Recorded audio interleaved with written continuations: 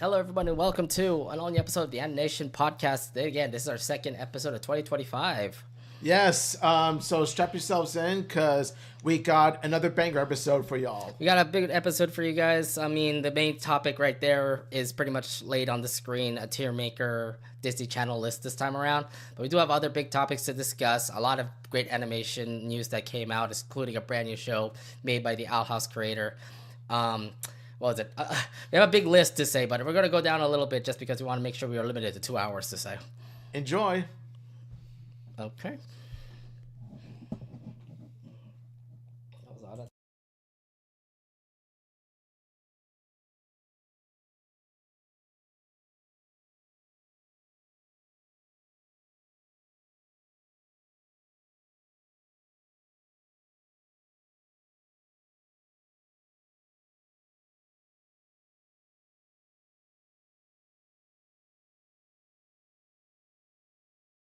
Going.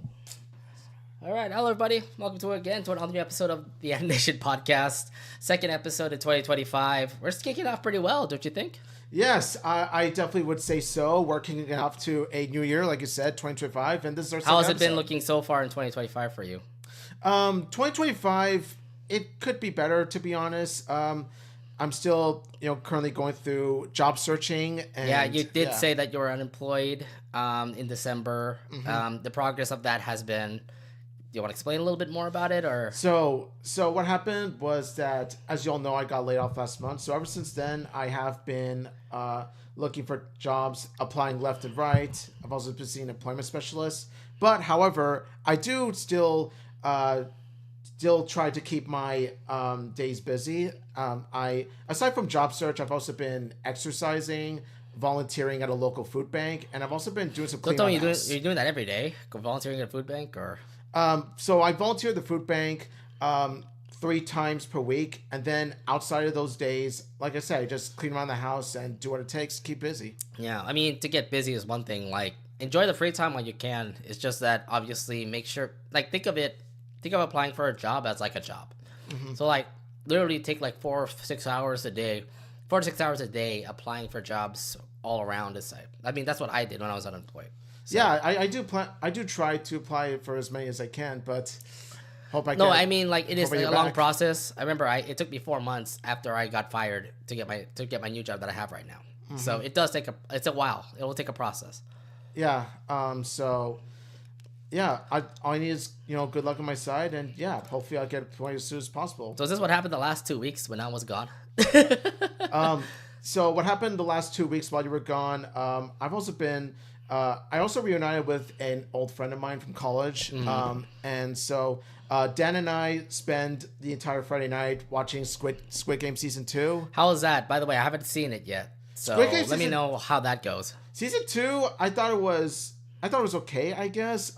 It doesn't compare to the first season, but there are some things about strong season 2 that it does well. It can get convoluted at times, though, but however, without giving anything away, the ending of season 2 feels like a part 1, to which season 3 feels like a part 2. Was that a little bit of a spoiler or something? Not really, because I'm not sure? going to do anything. You're kind of giving away the ending of season 2, saying like it's just like season 1. I'm like, are you sure? No. That's all I'm going to say is that prepare for a cliffhanger. That's all I'm going to say. Okay, somebody tells me there'll be a 3. I mean, there are going to be a 3 in 2025. They did say that there's going to be a new season for Squid Game. Which is expected because Squid Game is quite possibly the most popular K-drama to be in a streaming service. Like, well, popular, one of Netflix's popular shows. Popular, and also like, dude, have you seen so many? There's so many things Squid Game like that's currently out right now. Like, they're really selling out. Like, bring a lot of merch into stores, and okay, I do want to say this though. I went to Las Vegas recently. I did see a Squid Game slot machine. Okay, really? So I gotta see that Squid Game slot machine. Yeah, I gotta. You're gonna play it? Yeah, I'm gonna play. Did you want to play? I either win money or I die. No, I mean you don't die, but you will die. Your wallet will die. Yeah. My wallet will feel like it got shot by the pink I'm just saying, soldiers. like, Squid Game is very popular. I haven't caught up on season 2. I actually haven't started season 2 yet, so obviously I need to like start watching if anything. Yeah, please do. Cool. Anything else besides that? We also on Saturday we went to an old university of ours, and we roamed around there. It felt like a nostalgia trip for us. Okay. So yeah. Very sick. But however, I'm not the only one who's had quite an eventful weekend. I had a very eventful week for sure, because I remember the last time we did our episode, I was already in Anime Los Angeles, actually. So you guys have been to Long Beach, California. I went to, Anime Los Angeles. I was in Long Beach. A really fun weekend. Was there for all 5 days, from day 0 all the way to day 5. Yeah. So 6 days, actually. So went in on Wednesday, Thursday, Friday, Saturday, Sunday. You know me, I cosplay a couple characters. You make know me as, if you saw me in ALA, that's awesome. But I was mostly staffing for ALA. And by the way, I've noticed this, by the way. If you staff at ALA, there's some benefits when it comes to it. Obviously, it's a free badge, you get free food, etc. But then the other thing too is like you don't have enough time to actually shop around with Dealers Hall, Artist Alley, or meet up with other friends for ribbons and stuff. But yeah, so it's kind of a double-edged sword. Where on the one hand you do get perks, but then on the other hand you don't have as much time to, like you said, roam around. But and shop I mean, like I do love the benefits that the convention gave me, because like they give you the free food and you can use that voucher for whatever food it's around. And the convention, to be honest, don't ever buy convention food because it's too expensive and it's pricey as hell. So there's food trucks outside, which also helps as well. But again, I do get the benefits and the side effects that happens to it, but I still had a fun time at ALA being a staffer. I was literally just playing games with folks that want to get ribbons for ALA. Really? Yeah. Nice, yeah. There was cornhole, there was plinko, there was like a wheel to tell how many ribbons you got. Oh, yes. There's even the gachapon where you turn a crane, you get like a gachapon ball and see what ribbon you got inside. That is so cool. And then there's also this brand new game called Senbon Biki. I don't know if you've seen this one before, but this game actually you just pick a ring and then you pull it out from the machine, and whatever ball drops is the price you get. It could be ribbons, it could be a shot glass, it could be a ribbon binder, it could be a ALA plushie, but the grand prize was a ticket for ALA next year. So, really? Yeah. Yeah, a ticket for ALA is something, but you kind of had me at shot glass. What? That's the biggest thing you want? Well, aside from the ALA plush, but the moment you mentioned shot glass, I thought to myself, okay, if I wanted shot glass, I'd be down for a drink or two. Yeah, it's literally branded with ALA's like thing on it. So yeah, I thought the big thing was gonna be the 2026 ALA ticket. Well, that is if I do decide to go next year. Yeah, and to be fair, like it was fun to do. Actually, what's kind of funny is that I'm part of the press team for a CaliCon blog, and apparently one of them actually did end up winning one of those tickets. Really? Yeah. And I remember it's one per day, so it's like I think we gave out 3 out of 4 per day because like Thursday was just absolutely not busy at all. Well, congrats to that person. Nice. Yeah, congrats, Clark. Shout outs to you, by the way. Yeah. So there's that. The best part about Anime Los Angeles was the ribbons I was handing out and giving away to people. So I was a part of 2 games for ALA. I was a part of the Animal Crossing ribbon game where I was Tom Nook and people had to answer Animal Crossing real estate trivia. Do you want to answer one, sir? Or do you actually still remember Animal Crossing? I haven't played Animal Crossing New Horizons in a long while, so I might get it wrong. So maybe I would want to ask this question to everybody who's watching, also you too. But I asked this question to everybody, and it's all of them. Most of them actually got it right. But how many bells do you have to give Tom Nook in order for you to get your first house in Animal Crossing New Horizons? 800? No, higher. 8,000? Higher. 20K? No, it's way higher than that actually. So after the third time that I would actually wave off the person and say like, hey, you have to wait 15 minutes to try again. It really has been once. It's 98,000 bells actually. And according to and some people will say 100,000, and I said like, okay, you're close. Here's your ribbon. So there's that. And then I was also part of the Lucifer. I was also Lucifer for a Has-Been Hotel ribbon game also. So it was pretty easy. If you know Has-Been Hotel, then you know the characters of Has-Been Hotel. It's just that I only gave out the hell characters, not the heaven characters, because like as a ruler of hell, I know all my citizens far and wide, left and right, up and down. That's why I literally said to like everybody who wants to play the game, and then they play the game. They have to answer like I give them 5 cards. They gotta pick 2 cards, and they gotta let me know what the characters are in behind the card. And some of them get it right, some of them got it wrong, and some people just like wanted to play it. And then they don't even know what the heck Has-Been Hotel is. What the heck? I know. I'm like, oh, you're Lucifer, cool. And I show you how to play. And it's like, they pulled up the first card, and it's like, it's very easy. And I told them, it's the bartender of Has-Been Hotel. and they don't even know the name. And I'm like, are you kidding me? They're posers. Posers. I even give them clues. I'm like, this person is the slut in Hazbin Hotel. This person is the owner of Hazbin Hotel. It's either the posers or they just wanted to play the game just for the sake of it. Yeah, and I'm just saying, like, come on, guys, this is pretty simple. Some people got it right, and to be fair, we did end up getting like we ended up getting like 3 or 4 winners that actually got all of our ribbons for the game. Really? Which means that they end up getting one of the special ribbons. Again, I'll show you guys next week, like, all the ribbons I got, and they've all been fun. Again, everybody's been so clever about the ribbons that they made for ALA that makes me want to go back again and again, year after year and stuff. So next year, we already started planning for the ribbon games for next year. And I'm already in like 3 out of the games already. So besides Hazbin Hotel and Animal Crossing, I'm in 2 more games. So I'm part of the Inuyasha ribbon game now. I'll be Sango in that one. Oh, nice. And then I'm going to be in the Gravity Falls ribbon game. And I'm Wendy Corduroy in that one. Wendy. Yeah, I don't know. Again, we have a year to make this. It's just that the designs are gonna probably be made in summer. And my thing is like, what game should I get? What game should I give them in order for them to get the ribbon for Wendy? So. Yeah, it's a lot of thinking, but it's been a fun ALA for sure. Like maybe name one of Wendy's friends or something like that. It's gotta be tough. It's gotta be harder than that. It's like I have to look back at Gravity Falls and see like what Wendy moments are like great for her. So yeah, again, because it'd be funny because I want to cosplay her too now. I did it for Lucifer this year. Now I want to cosplay Wendy. So yeah, well, you've done Gravity Falls cosplay before. You've done it with me. Remember when you were Dipper? I was Dipper, yeah, but now I'm gonna be Wendy, so I need the red hair and the hat and the flannel shirts. Yeah, it's gonna happen. I'm pretty sure everybody's gonna notice me after after being away from being in the ribbon area because I'm a staffer now. So don't be surprised if you see Dipper cosplayers. That's a lot, dude. There's a lot of Gravity Falls cosplayers. Oh my god. Yeah. There's a lot of Gravity Falls cosplayers. A lot of people are coming back to it. Owl House cosplayers, awesome people out there in ALA. I think the biggest one that came out of ALA, like cosplay wise, Arcane.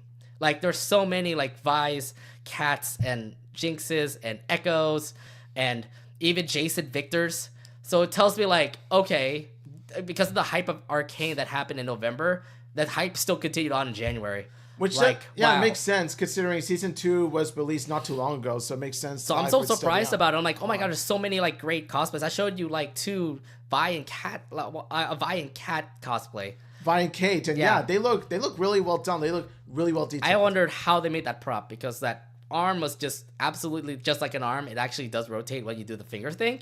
And it's huge. It's huge, by the way. It's like a really big arm. And yeah, that's what Vi does. She has that arm thing. I mean, you should know that a lot of cosplayers do tend to go all out. And from what I've seen, it really does look like they put in 110% in this. They did. And then and you see the cat with the big-ass sniper. I'm like, how do you do this? Also, I was teasing around with a couple of Cat Vi cosplayers because I told them, like, they're playing cornhole. And I told them, like, Kate, why aren't you actually shooting this right? You're not even putting one in. And then I saw a Vi cosplayer, like I think those 2 were a couple or something, and I pretty much joked around and say like, is Kate giving you like lessons? Why is the Vi cosplayer better than Kate? They play cornhole. that could be the case where Kate does show Vi how to shoot, and then they have their, No, I was just joking around. I was just joking around just to make sure, like, the audience, like, they're cosplayers, they're attendees, they want to have a fun time. So I want to make sure they have a fun time as well. Yeah, I'm glad you did. So yeah, Anime Los Angeles was fun. A bunch of room parties happened as well. The meta glasses can't explain what the hell happened. Yeah, I was drunk. I could put that there. And then obviously the one big thing that came out of ALA was the fact that during this whole convention there was a big wildfire that happened in Los Angeles. Mm-hmm. I do want to let you know I'm alive. I am good, but it was absolutely scary to actually drive down to LA during that weekend. The fires were absolutely devastating. I went through, going through Burbank, immediately, like right I went through Burbank, that's when the smoke started to pile up. Like the fires were in Pasadena, the fire was in Palisades, and both of them were like on different sides of LA. We were just driving through it all, making sure we don't see a fire at all, but you could notice it. The smoke was everywhere, and we were kind of like scared here and there just to see if we could be able to escape it. We were able to escape it, but honestly, Long Beach was never a threat to the fires. So we were happy that we're actually close to the ocean, that we were able to actually enjoy ALA. I know some people were complaining about why we're running a convention during these fires. And it's because if we actually canceled now, we lost a lot of money. So yeah, and like you said, thankfully, the convention center itself is in Long Beach, and yeah, like you said, the wildfires aren't a threat to Long Beach itself. Yeah, because if they said like if we ever like get like kicked out or something because of the whole evacuations, then yes, there will probably be refund. But if the whole convention continues to stay strong, they said like, hey, you're still able to run your event. That's fine. It's just that obviously some people kind of like are scared because their homes might be burned down and stuff. Mm-hmm. We already haven't answered that, by the way. ALA is going to reimburse people by either giving them a free ticket for ALA 2026 or a refund, but you didn't actually answer the refund. It's just more of a rollover for 2026. So if people didn't attend 2025, they can attend 2026 for free. I'm glad that they did that because it shows how ALA is very considerate and thoughtful of the situation. Yeah, great. Unlike Fanime. Yeah. Fanime would not have done it. Fanime would not That's have done the next convention they're going to be talking about. That's in May, but I'm like, oh my God. I'm not ALA even going, is great. By the way, you should probably think about going to ALA, like attending ALA or even working ALA. Because we are still looking for people, not really in Ribbon Station, but a lot of people will love to attend ALA. You'll get so many perks. You get there early, you get your hotel reimbursed, you get a free T-shirt, you get free meal, you get a free dinner, really? At the end of the convention, and it's a really good dinner, by the way. Those are major perks. Yeah. I'm just saying. Especially hotel reimbursement. Yeah, I'm just saying for those who wanted to visit Long Beach in ALA weekend, please do. It's the second week of January next year. It's a fun convention, but yeah. But I do want to obviously address the fact about the LA wildfires. Yes, it was absolutely scary out there, and you've been hearing about what's going on with the fires. People have their houses burnt down for everywhere in SoCal. And at the moment right now, as I might have heard, apparently Six Flags Magic Mountain is also being threatened at a fire right now. I don't know if you heard about it, but the fires are still going on. Yeah. I know. It's really saddening. It's really sad that what LA is going through. Yeah. And so many people's lives have been affected, including celebrities, because you see celebrities like Billy Crystal, John Goodman, Eugene Levy, and all those people, they have their houses destroyed. Their houses are gone. They couldn't really do much about it because the virus was just absolutely crazy, and they couldn't fight it off or anything. Some people ended up trying to fight it off, but it cost them their lives or their house too. So yeah, it was really bad out there, and I just never expected that. This is January. It's supposed to be winter. It's supposed to be cool. What caused a fire to just abruptly come out of nowhere? This is a summer. I thought wildfires were a summer thing, but it could just be any time now. Exactly. The wildfires in winter, and mind you, this is still the coldest season. It doesn't make sense, but then again, you can argue climate change, but then again, we need more answers. Yeah. I can't say much about it. LA was just absolutely crazy. I do want to thank everybody who have been showing support for me. I think everybody messaged me. You did. Our friends did. Even people from my Discord have been saying, "Are you okay? Are you threatened by the fires?" And I pretty much straight up told them you guys, I'm fine. We're fine. But thank you for your concern and stuff. Yeah, I've been getting messages from a few online friends of mine as well. But then again, I think it's because they don't know that I'm part of I live in the northern part of the state, but it's supposed to. I think it's just. I think it's general Californians to say. General Californians. Yeah. Which, by the way, I do appreciate each and every one of you reaching out to either me or reaching out to him, because I was really concerned about this guy when he was. No, you were, and I get it. I even messaged your brother and said what was it? We're no threat to the fires. Your brother was even thinking about going to LA to watch that Ram game, and he canceled because of it. So. Yeah, and I'm glad he did, because it's for safety purposes. I think it was a good call. Yeah, it was a great call for him to cancel that flight, and of course, I would imagine Southwest would definitely get his money back, or refund his money back and stuff. Yeah, because it was absolutely scary. But yeah, look, the fires are still going on, and if you can help, there's a lot of charities that are currently out to help people.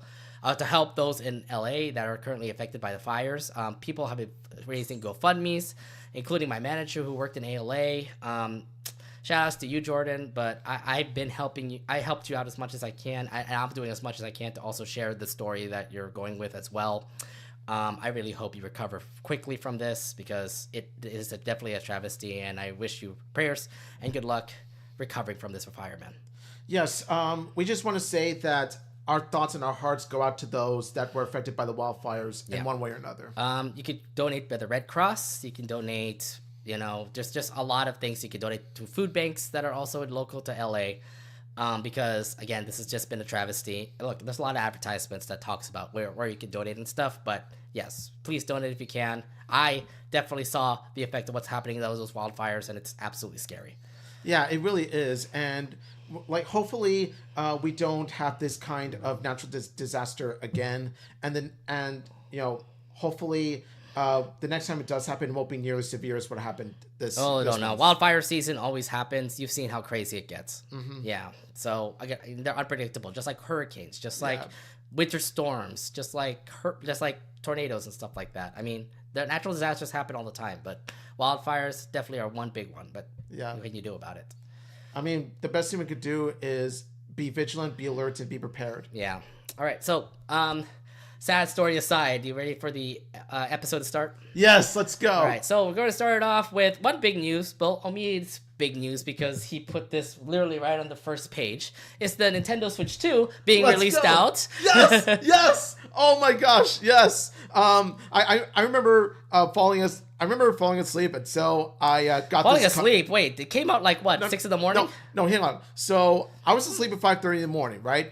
And so I get a Discord call from my group of friends who were up and at it, and I was like, "Wait, what's going on? Why are you all up so early?" And then I look at it, and I said, "Could it be? Oh my God, could it be?" And lo and behold, how do they know that they would be up like that early? One of my friends, who is also a huge Nintendo fan, kept track of the Nintendo YouTube channel as well as the release date. How does he release time? I mean, I guess he's like really prepared because he literally just like put up the news about the YouTube video that just dropped literally early morning. Oh yeah, he's also really dedicated, and so when I saw that, I thought to myself, could it be we're getting? And lo and behold, when I saw it, I thought to myself, it's real. It's actually real. Yeah. After so many months of rumors, so many months of speculations, we actually got the real deal. And it is a Nintendo Switch 2. So, let's actually break down what happened over the trailer because there's a lot of things that are brand new to the Nintendo Switch 2. One thing that comes to mind is a bigger screen. I feel like that is definitely necessary. Like they needed a bigger screen because like the OLEDs are also bigger, and I feel like it'll be bigger than the OLED as well, and it'll give a better high def graphics when you're playing your games. So I think it's actually a really necessary thing to have for them. Yeah, this was definitely a huge, massive upgrade for this because it definitely shows, like you said, bigger screen, so which means obviously you got a clear, bigger picture, thus enhancing the enjoyment. Yeah. The other thing that also comes to mind is also the Switch controllers because it is not the same Switch controllers that you have. They literally snap onto the Switch this time. It's not like sliding on like the original Switch was. Yeah, exactly. Now, one can argue that it's magnetic controls, but then again, it could be some other factor that contributes to this. Yeah, I think it's just a snap control because it's literally connected to that middle thing in the Switch screen. Yeah, and either way, like having it be snapped like that is actually, again, an upgrade compared to its predecessor. I guess, yeah. And the slick design looks pretty sick. I mean, you can look at it right there. Look at the screen right there. That pretty much is your Switch 2. I mean, 2 controllers are already there for the Switch. I know they have that big controller as well, so you can actually play like single-player games as well with the Switch. Mm-hmm. So the Switch 2 is actually looking pretty impressive. But let's actually talk about like in the future because what we saw was a couple of one game was pretty much showcased in the trailer. That was Mario Kart 9. Mario Kart 9? So that is a brand new Mario Kart game, but like when I first saw it, I was thinking like it's just another Mario Kart game, right? But no, it's actually a new Mario Kart game because I thought it was just 8 Deluxe again. Oh, it's brand new when you consider all the little details, just if you look closely. Yeah, I don't look closely. I just saw Mario driving with like all the other drivers. That's most like the only thing I saw. They're all driving, and if you notice, the character models look more polished, look more expressive than they did in the previous Mario Kart. Also, is that map new? I felt like I saw that map before, or is that a brand new map? It's a brand new map because if you look closely, it says Mario Bros. Circuit, so it's not just owned by one Mario Bro, it's owned by both of them simultaneously. Okay, so it's a Oh god, it's like, well, looking back at like Luigi's Raceway or Mario's Raceway, like back in 64. Now they have a Brothers Raceway, Mario Circuit, Luigi's Circuit. Now they got Mario Bros Circuit. So they actually are teaming together for this one. Yes, it's they so go weird. together. No, so it's weird because it's not even having like any warp pipes or stuff like that. They're literally like in the terrain.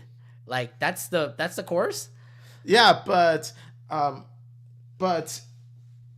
it's looking, like it's looking pretty promising, but I have a feeling we're gonna get more new courses. Of course they were gonna bring new courses. Yes. Yeah, of course. I mean, they're in development for that game, and I'm pretty sure that's a launch date game when the Switch comes out. When Switch 2 comes out. Here's my prediction. They're gonna release Mario Kart courses that are based on Odyssey, Wonder, and all that, like the newer Mario games. Obviously, they got a brand new Rainbow Road. I'll see how that goes. Yeah. But no, I mean, that is awesome that they actually have announced the brand new Switch 2. Let's talk about games that we are thinking that will actually come out for Switch 2. We already said Mario Kart 9 would be one of those games that will come out. I have a feeling that new Metroid game that has been pretty much talked about everywhere will probably be the next one up. Like, that probably will be a launch date game for the Switch, too. Yeah, as for my prediction, I do predict that, of course, a brand new 3D Mario game, that's my number one. And also a new Legend of Zelda game as well. Will it actually continue, like, from Tears of the Kingdom in this case? I have a feeling, Or is it like a brand new game?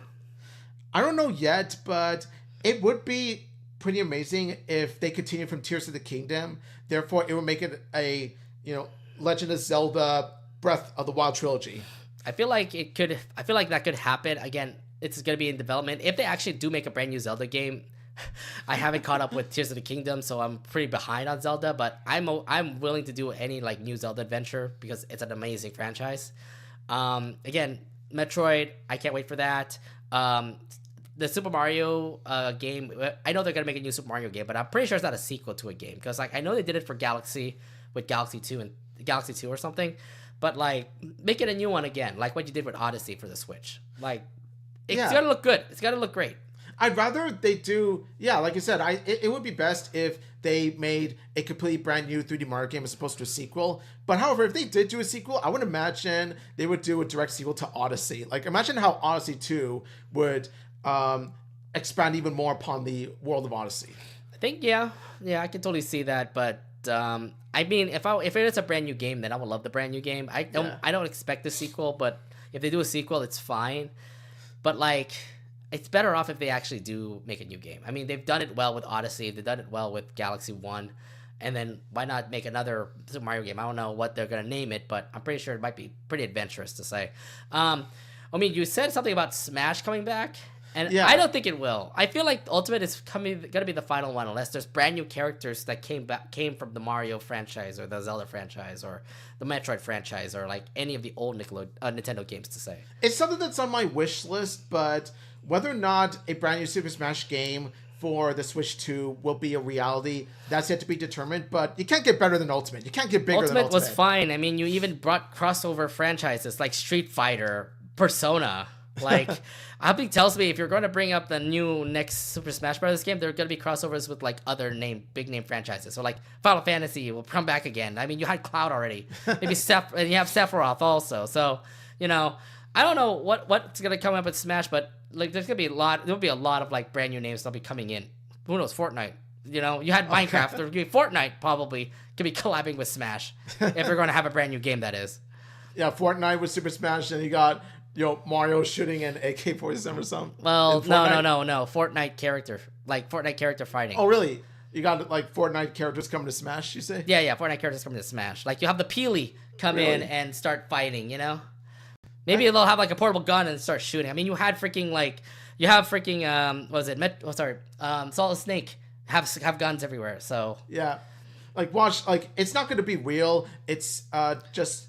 It's all speculation, I know that, but it's not going to be real, but imagine if they even included PlayStation characters, which you're not going to do.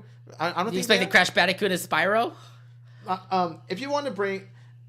if they were to bring a PlayStation character, I'm hoping Nathan Drake, but that's a big one. Or Astrobot is the biggest. I think Astrobot would be a better version. I mean, Nathan Drake definitely kind of has outlived itself, considering like how Naughty Dog kind of like stopped the Uncharted franchise now. Yes, unfortunately they did. But anyway, back to this. Also, this could be another chance for Wah to be playable. My God. No, okay. So Waluigi to be playable. I have to say this, that meme kind of died. I don't think Waluigi's coming back, guys. I still see the potential of him being a legitimate playable character. I can't see it anymore because the whole joke of Waluigi being in Smash is just like dragged on for so long. That feeling when his pet plant got to be in Smash. That piranha plant ended up actually coming in. The piranha plant is a playable character. That was a whole dang troll of a poster stuff. Oh my gosh. But yeah, I mean, there's so many big predictions when it comes to the Smash 2. Oh, so to Switch 2, and who knows what game's gonna come out, but it is gonna be something better. And I feel like it was way overdue because they had the PS5 already out, they have the Xbox Series X already out. So what happened to Nintendo Switch? Here you go. This is the Switch 2. Yeah, and it was long overdue when you consider how the OG Nintendo Switch was released back in 2017. So it's 8 years from now. So they're overdue for a new console. Yeah. So you're gonna get it on day one? I'm gonna try to get it on day one, but it might be impossible because, well, like new console releases are gone just like that. Yes. And I'm gonna be one of those people that's gonna be on lookout. I'm gonna try to get it, but low chance to happen. Look, I'm not gonna get it like day one. I'm gonna wait until the Switch games start to get obsolete. Then I can probably think about getting a Switch 2. Because like the thing is, the Switch 2 does play Switch games, so there is backwards compatibility when it comes to the Switch 2, and I think it's really great. But I'm not so eager to get a Switch 2 yet. I'm gonna probably wait a couple months, maybe a year until the Switch gets obsolete. Then I'll probably pick one up. Yeah, that's totally fine, man. That's totally fine. And plus, by the time a year hits after its release, I think that there'll be more availability. There'll be more in stock. Right, compared to like the PS5. Well, to be fair, the PS5 is currently in stock right now, and what big game happened for the PS5? Well, Astrobot, but that's about it. Yeah, that's true. All right, anyways, the Switch 2, that comes out in 2025, according to what the trailer says. There is a big direct for the Nintendo Switch 2 in April, which will probably give us more details about the Switch 2, as well as games that will probably be coming out on launch day. Let's go! Yeah, so this guy's already excited. I mean, the man was wearing a Mario shirt. If you could tell, I am a fan of this, so obviously this is the big news for me. Day one, hopefully. Let's go. It's okay. All right, so let's actually talk about another big cartoon franchise that's coming out to I actually don't know about when it will come out, but they have brought out a trailer. It is from Glitch Productions. It is also made from the creator of the Owl House. Let's actually talk about Knights of Guinevere. Yes. So the trailer was only 15 seconds long, but it showed an angel literally like sleeping with like a bunch of cute creatures, while in another world there's this one girl that's like being corrupted and is about to kill like doctors and stuff. Yeah. There's not much when it comes to this particular trailer for Knights of Guinevere, but your thoughts on like how things are for Dana Terrace's new show? Yeah, so the moment I laid eyes on Knights of Guinevere, I like how the teaser kind of fools you. It tricks you into thinking that it's this innocent, sweet, charming princess story, and then boom, it shoves that horror down your face that tells you this is an adult-oriented show. Because this is not the same like Owl House that Dana Terrace has worked on before, okay, guys? There's blood, there's like gore, there's like body parts flying around. Like they're pretty much like this, like arms are being flailed around or stuff like that. Like that little whatever character is corrupted, and it looks like that's the main focus here. Because like, oh, it used to be all sweet in this place called Park Planet, but no, there's something big and like something evil afoot down there. Oh yeah, it's much more mature than her previous creation. Yeah, well, I saw the creators that was listed down for Knights of Guinevere, and it said Zach Marcus and John Bradley Owen were also working on it, and they also did work on a couple of Dana Terrace's shows as well. Yeah, so Zach Marcus and John Bailey Owen were two of the writers of the Owl House. So Dana, Zach, and John, they were already quite a trio even before the announcement of this. So I just remember like John Bailey Owen being credited in a lot of the Owl House episodes. So it's just that those two have been working together to at least make amazing cartoons. Hence what happened to the Owl House.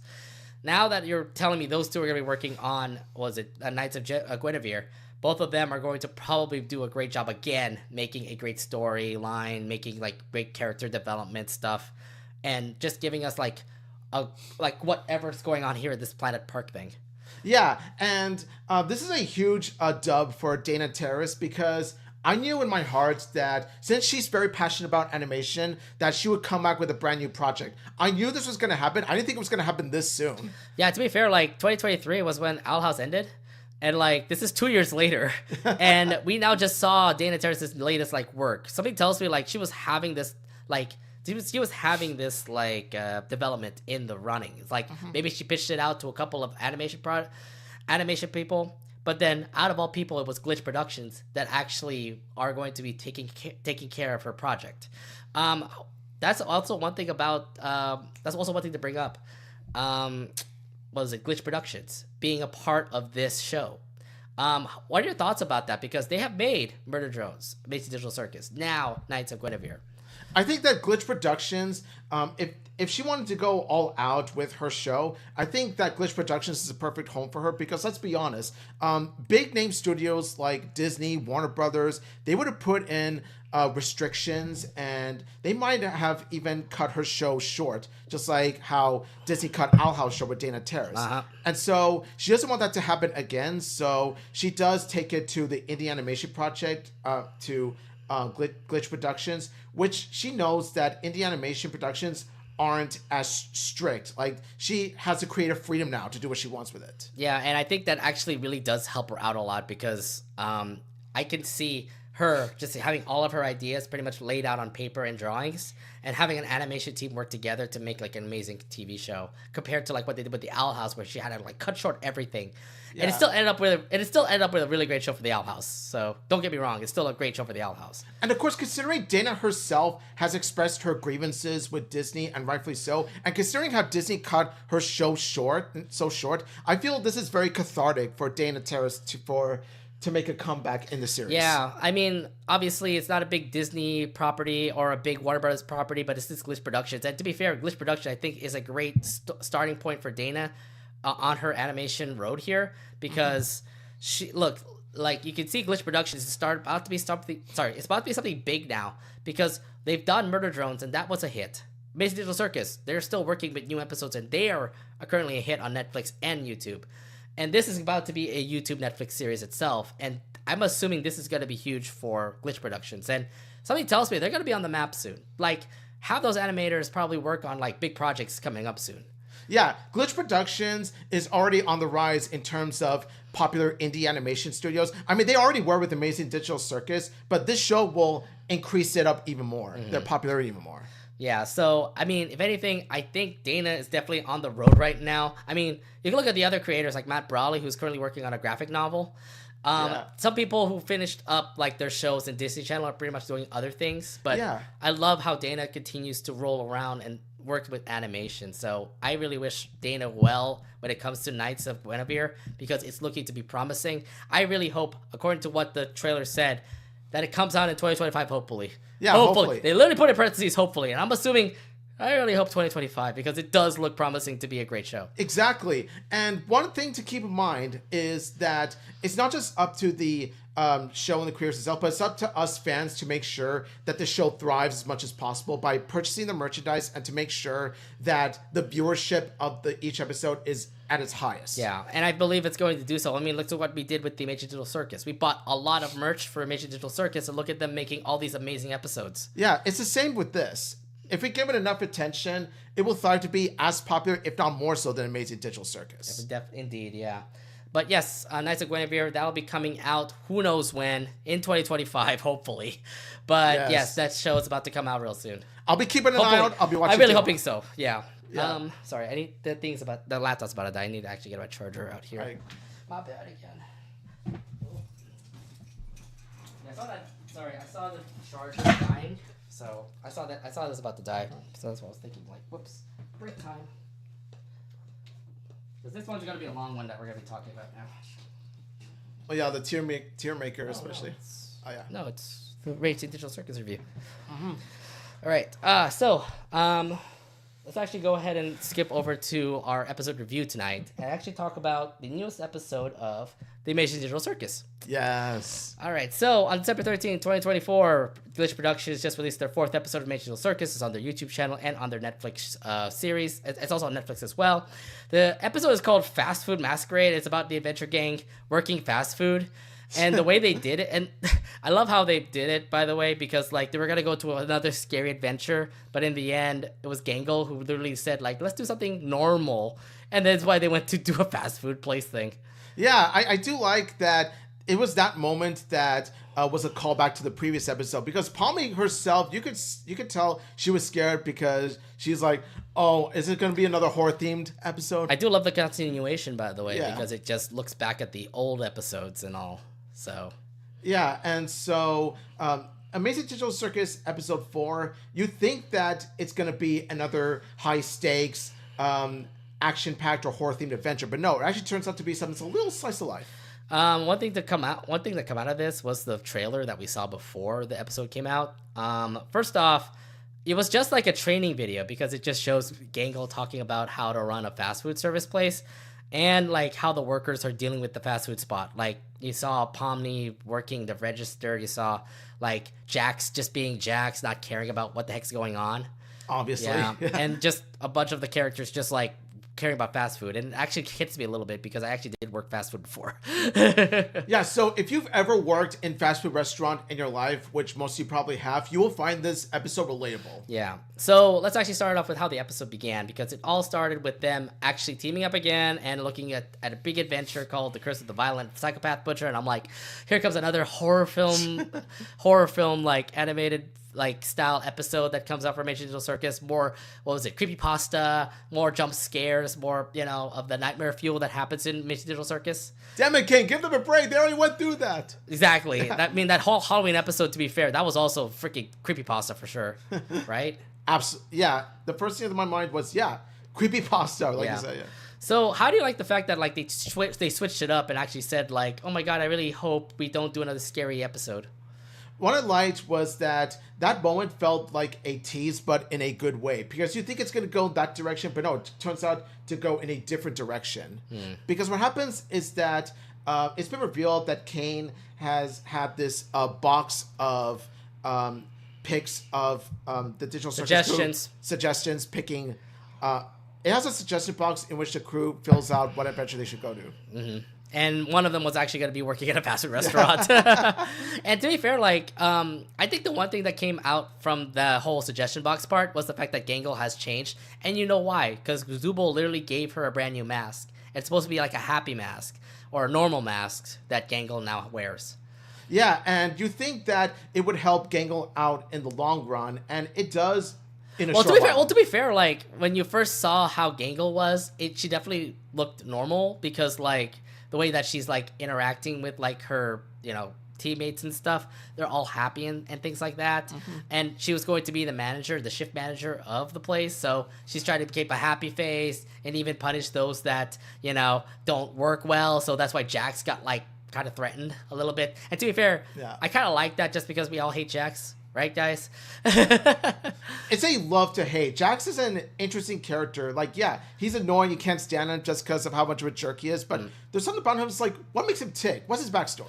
Why is he like this? I know, but like, there have been so many times where like I can talk about the episode where on this episode with Jax, because like there's been so many opportunities where like he would crack or he was like, I don't care and stuff like that. But then Gangle comes in and says like, you better work well or else you're gonna get a punishment from from Kane, or oh, you're not doing well, then let's do some training. And then she literally put him into a training box or something. Yeah, and the way he was summoned was, like he gets put into a dark room and then he sees a train video and and then later on the train video gets freaky. It does get freaky because it's just more of like, what's it, happy face, sad face that Gangle was pretty much putting onto him. And I'm like, okay, if I was stuck in that room, literally looking at that, I would be freaked out.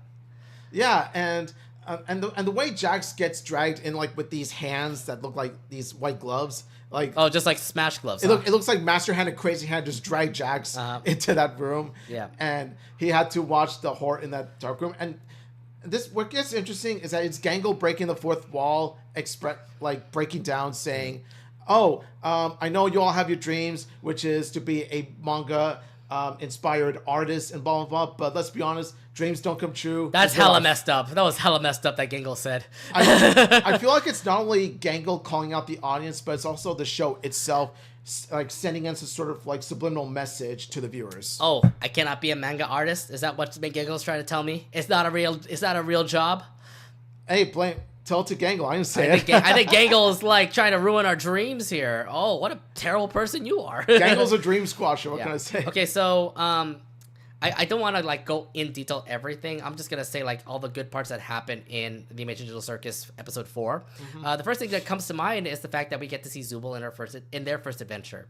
What are your thoughts on Zooble's first take in literally making them like work at fast food restaurant? It's interesting to see Zooble and Kinger switch places, where you got Kinger who's staying behind and you got Zooble who is participating in the adventure. And they actually managed to impress us by actually working normally in comparison to the other members. Actually, if anything, I think Zooble is definitely the most normal person that's in the group compared to everybody else. Jack is absolutely sadistic. Ragatha is anything can happen to her. She looks normal too, but then in this particular episode, I'll explain later what the heck happened to Ragatha.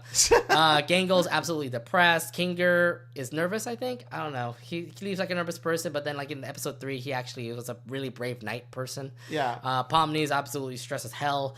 Kane is a glitch himself. But yes, Zooble is like interesting because we don't never see them actually like go on adventures at all until now, and it's just normal. Like you'll see later, like they end up actually supporting like their members and stuff. Yeah. So, and I do want to see more of Zooble participating in the adventures because she is a member of the Digital Adventures gang, just like the rest of them. Indeed, yeah. So Zooble, to be fair, like Zooble only worked on the freaking fryer. That's it. Like she literally just like flipping burgers and giving fries. That's pretty much it. Pomni, on the other hand, is pretty much dealing with customers. So she dealt with like creatures. Even though it's like that big creature in episode 1. Yeah. Apparently she knows about like how reproduction of those parts came out. I'm like, oh, this is disgusting. But one thing that comes to mind is the fact that Gummy Goo is back in the show. Yes, Gummy Goo and the Gummy Gators that were in episode 2, they make a comeback. But unfortunately, Gummy Goo doesn't remember Pomni because he has his memories erased. Yes, because he's an NPC. And I just felt so bad for Pomni because like I know Pomni was just absolutely creepy towards Gummy Goo because like Gummy Goo was just being normal with his other Gummy Goo friends, the Gummy Crocodile friends. Yeah. And like I get it, like Pomni still had the memories of her and Gummy Goo like hanging out in episode 2.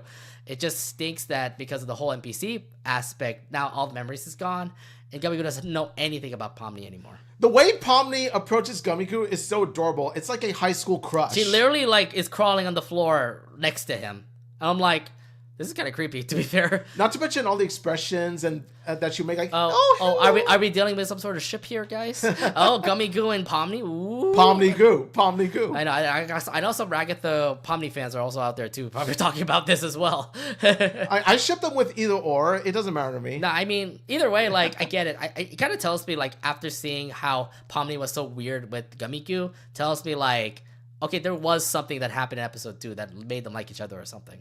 Yeah, after that heart-to-heart moment in episode 2, we were excited to see them reunite with each other in episode 4. But like I said, the downside is that Gummy Goo has his memories erased. So he just approaches Pomni like a typical cashier, and then he just goes and eats his food with the rest of his friends.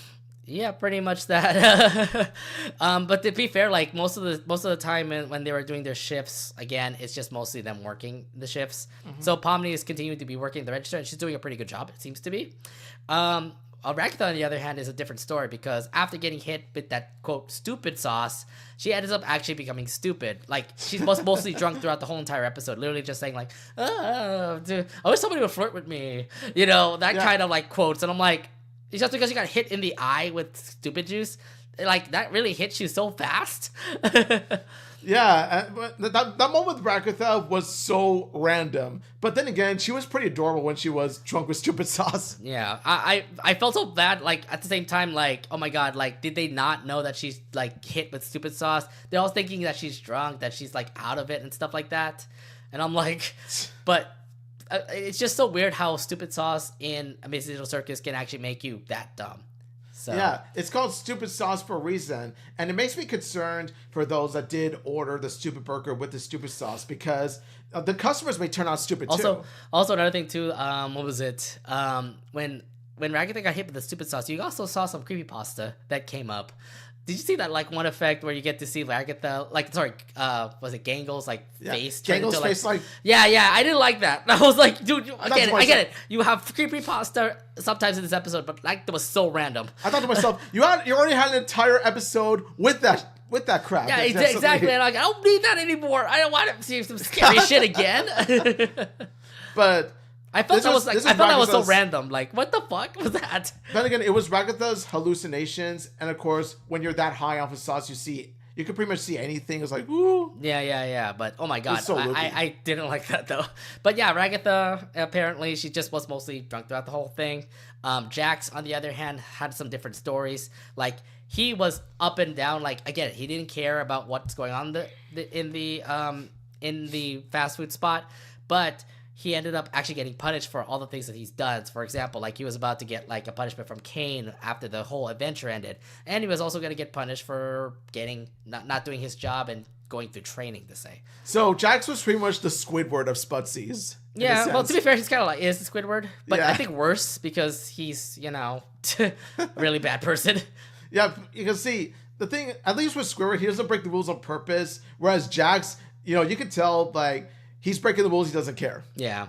Jax, on the other hand, I don't like Jax. Maybe in the next upcoming episodes, he might have a better episode, but no, he's just continuing to be an asshole. So he literally put Ragatha in the freaking fryer.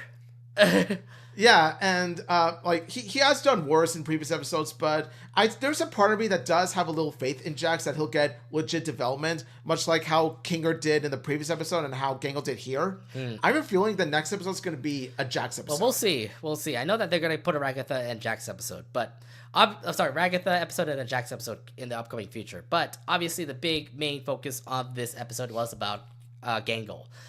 We saw her mask change from a sad face to a happy face, and the effects of being happy happened over the workplace. How do you feel about Gangle throughout the episode? Because she's up and down, happy most of the time, but she also does get depressed in some parts of the episode. You can feel for Gangle, especially if you've been an employee in not just fast food, but also retail or a warehouse or any kind of stressful job. It really does get to you, and for the sake of professionalism, you try to keep a smiling, happy face, but then deep down, you're broken.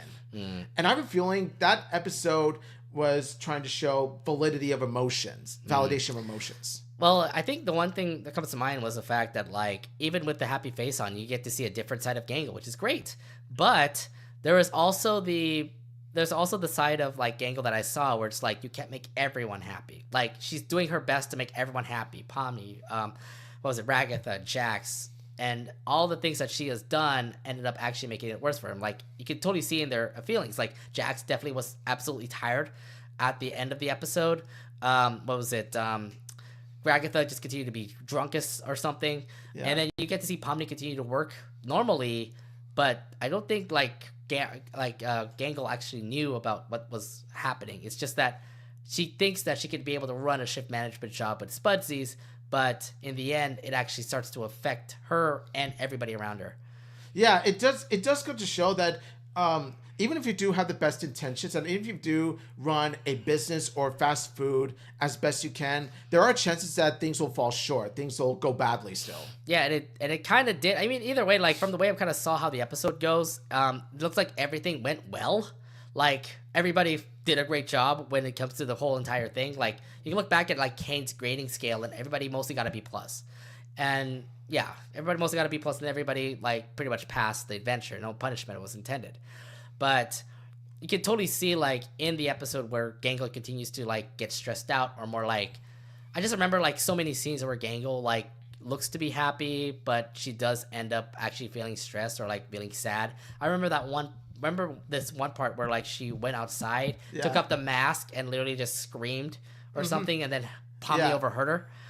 Yeah, and right when that scene began, I thought to myself, oh, is it going to be another one of those, Pomni has a heart-to-heart with a character like in the previous episodes? But no, it kind of teased on that. It teased on it for sure. Yeah, and I'm sort of glad that it didn't go that route because it would have been repetitive. It would have been the same thing just like Kinger and Pomni did, right? It would have been the same thing as Kinger and Gummy Goo. It's like, I'm like, as much as I love Pomni for having such a huge heart, like it's we've seen it before. Let's try something different. Yeah. Again, and it also does lead up to the best part of the episode where like Gangle actually removes that happy face mask and literally threw it away, and pretty much says that her sad face mask, the one that she's been holding on for like ever since we started watching the show, is her identity. Yeah, it's her true face. Yeah, that's her true identity, and I feel like that was the whole entire purpose of the episode. Like you may think that you might want to be happy throughout it all, but you know what? Whatever makes you is you. You don't need to actually put on a happy face in order for you to be happy all the time. Exactly. Yeah. It's an inside out sort of message where, like I said, it discusses the topic of emotions and about how, rather than being happy all the time, which is, let's be honest, is pretty fake. Unveil your true emotions, like sadness, anger, all that. That way you'll feel better. Right. And she was able to pretty much like let it go. It does stink that she ended up getting isekai'd. My God, she got isekai'd. Like she literally threw the mask out into the sky. She was running home.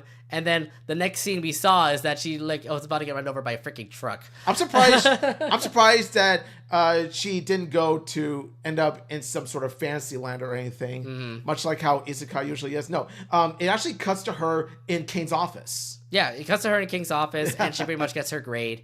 How did you like the whole ending of the episode? Because I feel like that was very passionate. Like the fact that Zugul ended up actually having them take care. It's like, check up on what happened to Gangle, and both of them said like, hey, we still like you as a friend and stuff, like as a partner. Why don't you come over and sit with us? Yeah, and I thought that was really nice from Zubul to actually do. It was a nice, heartwarming moment between Zubul and Gangle because it shows the deep friendship and bond that the two have. Much similar to how Ragatha looks out for Pomni, Zubul looks out for Gangle. Yeah. So I like that they established different friendships between two different characters. To be fair, like again, we don't really know about Zubul, and I really hope we get to see more adventures with Zubul. Hopefully in the next episode, because like they are looking to be quite interesting, and I like it.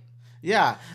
So her working at the fast food was a nice start for Zubul, considering nothing chaotic happened. Nothing happened to them. Nothing happened to them. They only just flipped burgers and made fries. Yeah. That's it. They're only making food. But the next episodes, they're about to have a rude awakening. We don't know. Like, do we actually have a preview of the new episode? Because, like, again, we don't have any preview about that. I just remember watching throughout the whole thing, and there's no preview or anything like that. It's just, like, support the show and credits. That's it. We don't, but I have a feeling that the kind of adventure that Kane is cooking up, pun intended, is that, okay, we've had a nice, relaxing adventure with Spudsies. Now we're going to go to something on the other side where it's, like, all dangerous, all dark. Yeah, I have a feeling it's probably gonna happen, and this might break Jax. I don't know. Yeah. I'm waiting for that Jax episode because, like, I get it. He's a freaking asshole. Yeah. But like, there's an episode where he's gonna break, and he's probably gonna need to get help by Pomni or something.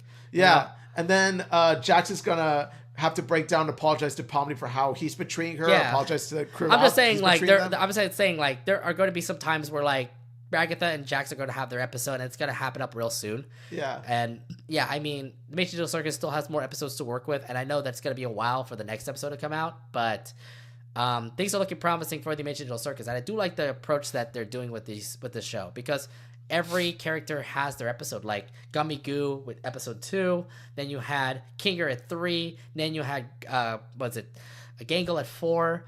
So what's next? Are we going to see a Zubul episode? Or are we going to see a Jax episode? Or another NPC episode? Or Ragatha episode? I mean, something tells me like they're making this character development thing a huge thing from these last couple episodes of Amazing Digital Circus. And I'm liking it so far. Like, it tells me how great the development of the Digital Circus is. It really is. Each and every single Digital Circus character, you can see what makes them tick, what's their backstory. And yeah, Jax is long overdue for that. Well, I mean, just everybody Yeah. is pretty much overdue for that. I also still want to also know about what happened with Kane, because I know that he is a glitch or something. Like, because you can see, like, in most of the scenes, he does glitch out a lot. And I'm like, is he the main programmer? Is he, like, the main villain? Like, well, who is he in particular? I know he's just being sarcastic with all the stuff that he's announcing. I know there's something behind him. Yeah, I have a speculation. I have a prediction. Is that they're going to reveal that while Kane is a sort of a villain, but he's a villain that's being controlled. Like, you know, he's a puppet that's being controlled by the puppet master. They're gonna reveal that. I don't know who the puppet master is, but I remember like Pomni came in by computer, so I'm assuming some sort of programmer just ended up actually taking all these people and just brought them to the circus. Yeah, I think that it. Here's a theory. It might be a villain who is a dark shadow of a human called, well, human or man. Okay. Or him.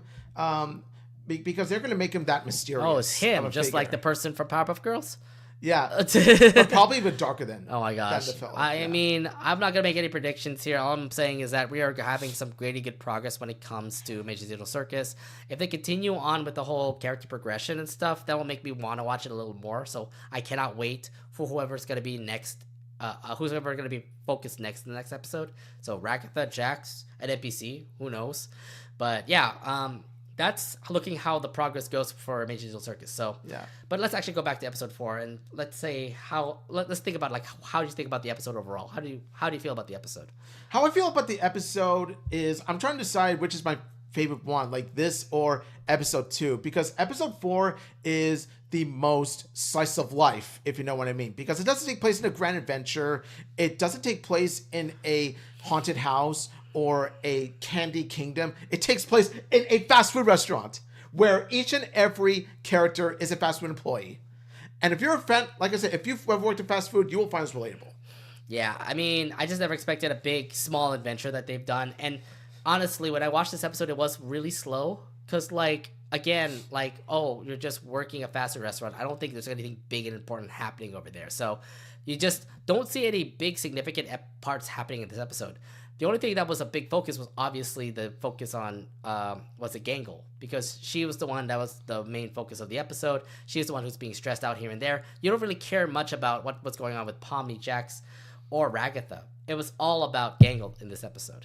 I feel like my issue with the episode is, Ragatha, they sidelined her. Like, they just made her... Well, same with Zubul, too, so... But at least Zubul did have some significance, especially at the end. Well, Pomni didn't really have much significance either. I think she was mostly the side character in this episode, too. And they were all side characters except for Gangle. Gangle was the main character, yes. So, I mean, I like that kind of approach that they're doing. But I felt it was slow. Like, I did kind of, like, get a little bored here and there with the episode. But the point was actually focused, especially in the end of the episode. Mm-hmm. Like, you don't need a new face in order for you to be happy. Yeah, I think the message is the most powerful thing about the episode, which is why I said it's either between this or 2 that's my favorite. I can't really tell. Yeah, I can't really bring up a favorite episode. I think this is okay of an episode, not like a very extravagant episode, but it was something that I think was needed. So yeah, if we were to rate this episode, what would you rate this out of 10? I would rate it a 9 out of 10. 9 out of 10. Is it that good? It's not great, to be honest, because it has its new identity. It has its own identity because of how different it is in comparison to the other 3 for the reasons I mentioned. Because it raised the question, what if they were employees? What if they worked in fast food? And you get to see them interact with the fast food environment in one way or another. For me, I would give this an 8 out of 10. I was going to say 7 out of 10, but I will give it an 8 because when I look back into how this episode was, yes, the absolute meaning of the episode was absolutely extravagant. It is slow. It is a very slow episode. I was not amused. I did get bored here and there a little bit. Maybe if it was like as great like what happened in episode 3 where there was so many like things happening here and there, I would love it a little bit more. But no, this was just absolutely slow. And I mean, no offense. I mean, it was definitely not as expected when it came to a Amazing Digital Circus episode, but I did understand the point of it. And in the end, I still thought it was enjoyable. So, yeah, 8 out of 10. Again, pacing was just absolutely slow to me. Yeah, that kind of like threw me off when it came to the episode. Yeah. There were times where I thought to myself, okay, this is just getting a bit sluggish. Can we go back to focus on Gangle or something? Yeah, I agree. Let's focus on Gangle, but we do focus on the other characters as well. But most of the stuff that they've done are just mostly boring stuff. Like Jax, literally the drive-through, doing this. What was it? Pomni gooing over Gummy Goo, and Ragatha continuing to just be Ragatha, just being bored and stuff, or just being like drunk and stuff. Yeah, I think that out of all the characters, I think the character they did the most dirty to is Ragatha. She could have had more of a purpose. It could have been more, but she literally was just on the sideline just being drunk. Yeah. Like, oh my god. So again, not a great episode here, but I still say it's still a good episode, but not like one of the best episodes. So. Yeah, but all in all, Amazing Digital Circus still continues to be strong in this episode, and it goes back to what we discussed in the previous talk about Glitch Productions continuing to be strong. Yeah, they're continuing to be strong, and they're doing well with the whole Netflix deal as well, so who knows what'll happen next. Again, episode 5, we have no determined date when it'll come out. Who do you think will be focused in that episode? I mean, we know that Ragatha and Jax are going to have their own episode, but the question is, in what episode specifically? I would prefer Jax, just because I kind of want to see him like lighten up, be more impressive. I feel like this episode actually gives some sort of like, some sort of weakness when it comes to Jax being an asshole. Mm-hmm. So like if he does this, then this will set him back. Yeah. You know? Yeah, give an episode, give an adventure where it would humble Jack. It would come to realize... I feel like that will happen in the next episode. So something tells me Jax will be next. That's my feeling. Mm-hmm. Yeah, because each and every single one of them, you give them their own focus episodes, you get to see more layers of them. Mm-hmm. And I really hope that, again, every character will have their own moment. And again, we still have to figure out the whole answer with Kane. But again, Amazing Digital Circus, we'll have to wait to see, how that'll go. Yeah. Yeah, but anyways, yes, I hope you guys enjoyed Amazing Digital Circus episode 4. It's currently on YouTube. If you liked what you saw on the episode, you can comment down in the comments below, pretty much saying like your thoughts on the episode. And if you think this is the best episode or not. But yeah, we have to wait for the next one, unfortunately. Yeah, which could come out in about 3 to 4 months. Well, we'll see. Yeah, continue the success. It's doing great. Glitch Productions is still doing great.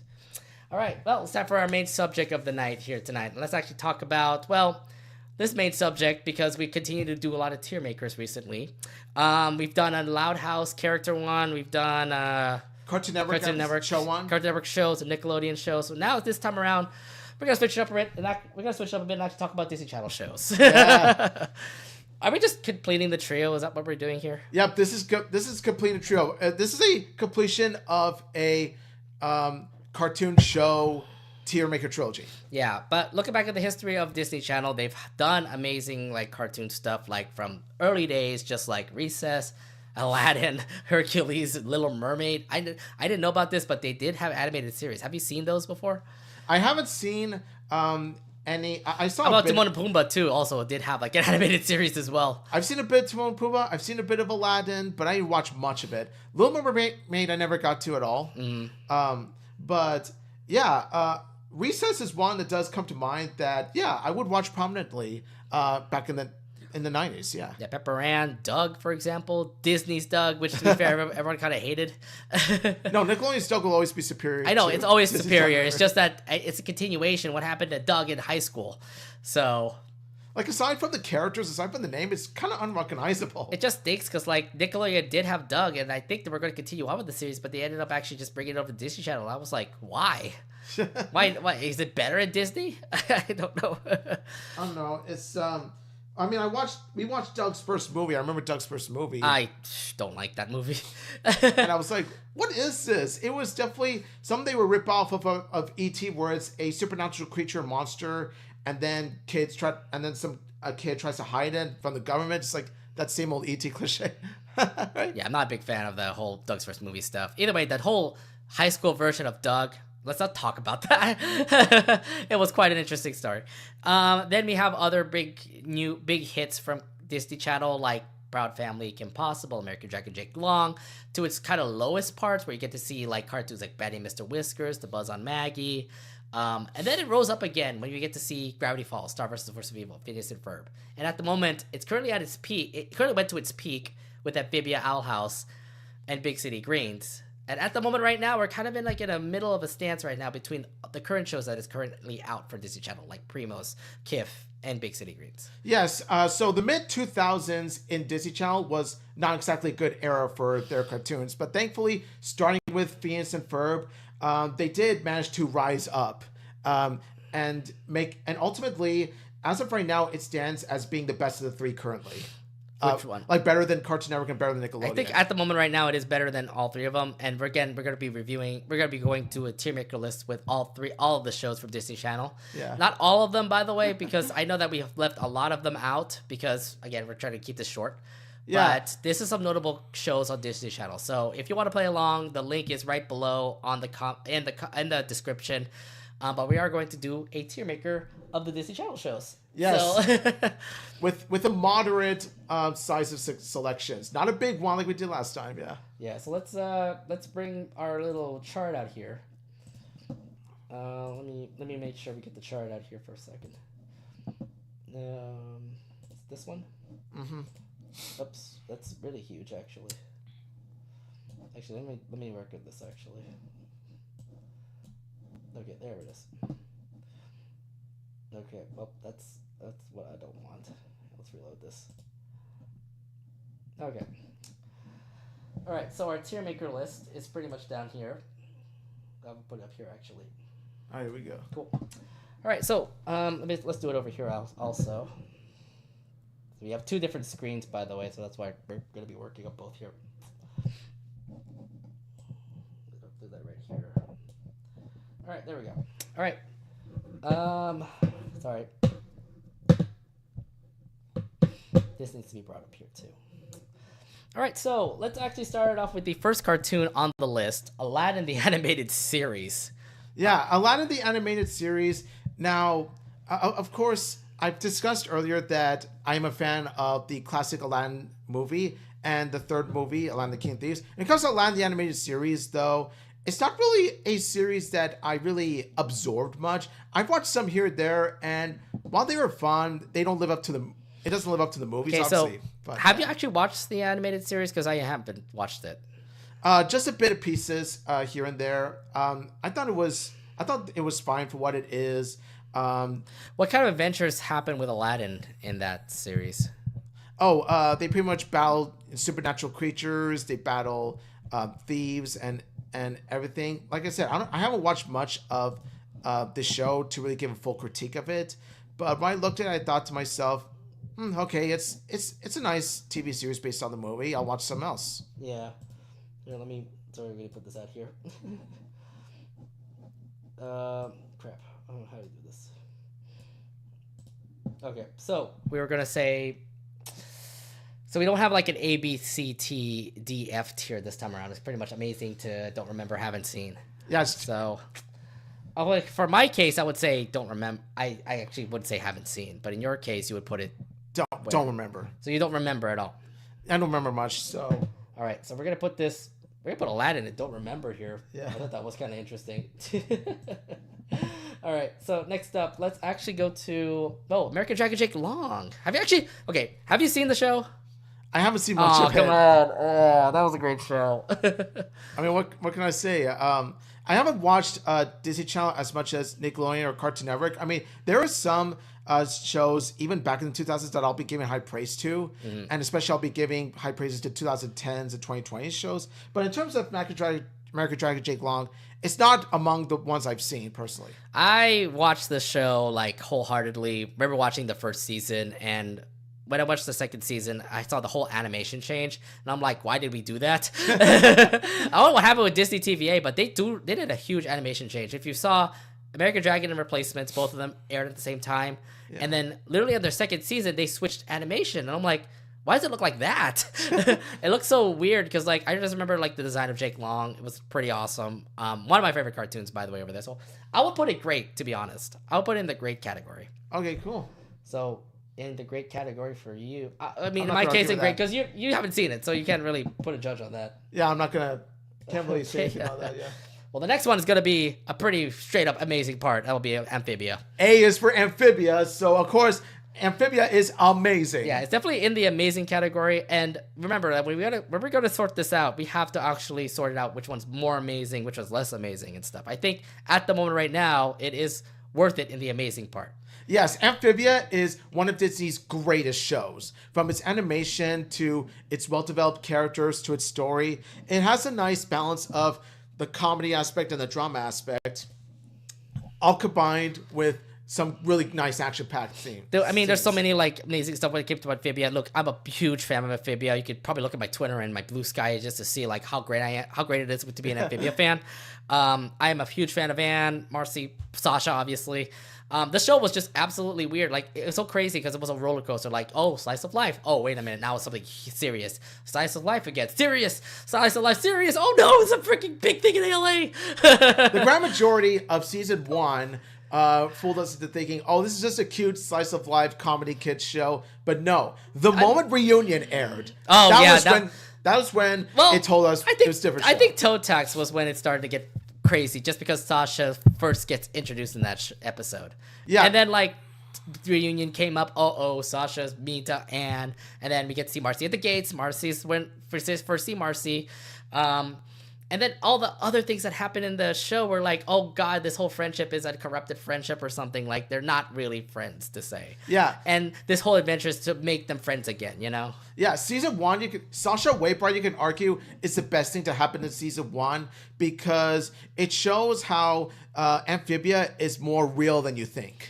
Indeed, yeah. And I gotta say, like, look, just all the things that happened in Amphibia was just great. Like, the show was just absolutely heartwarming. The ending was beautiful, by the way. Just the fact that the time skip happened and everybody grew up to, like, live normal lives. Yeah. Oh, my God. Yeah, it has such a mature message of when you grow older, you do your own things. Like, even though you are apart physically, the friendship will always still be there. Anything again. The Amphibia was just absolutely awesome. Like, again, the show was just amazing. I was just a huge fan of it ever since like season 3 dropped.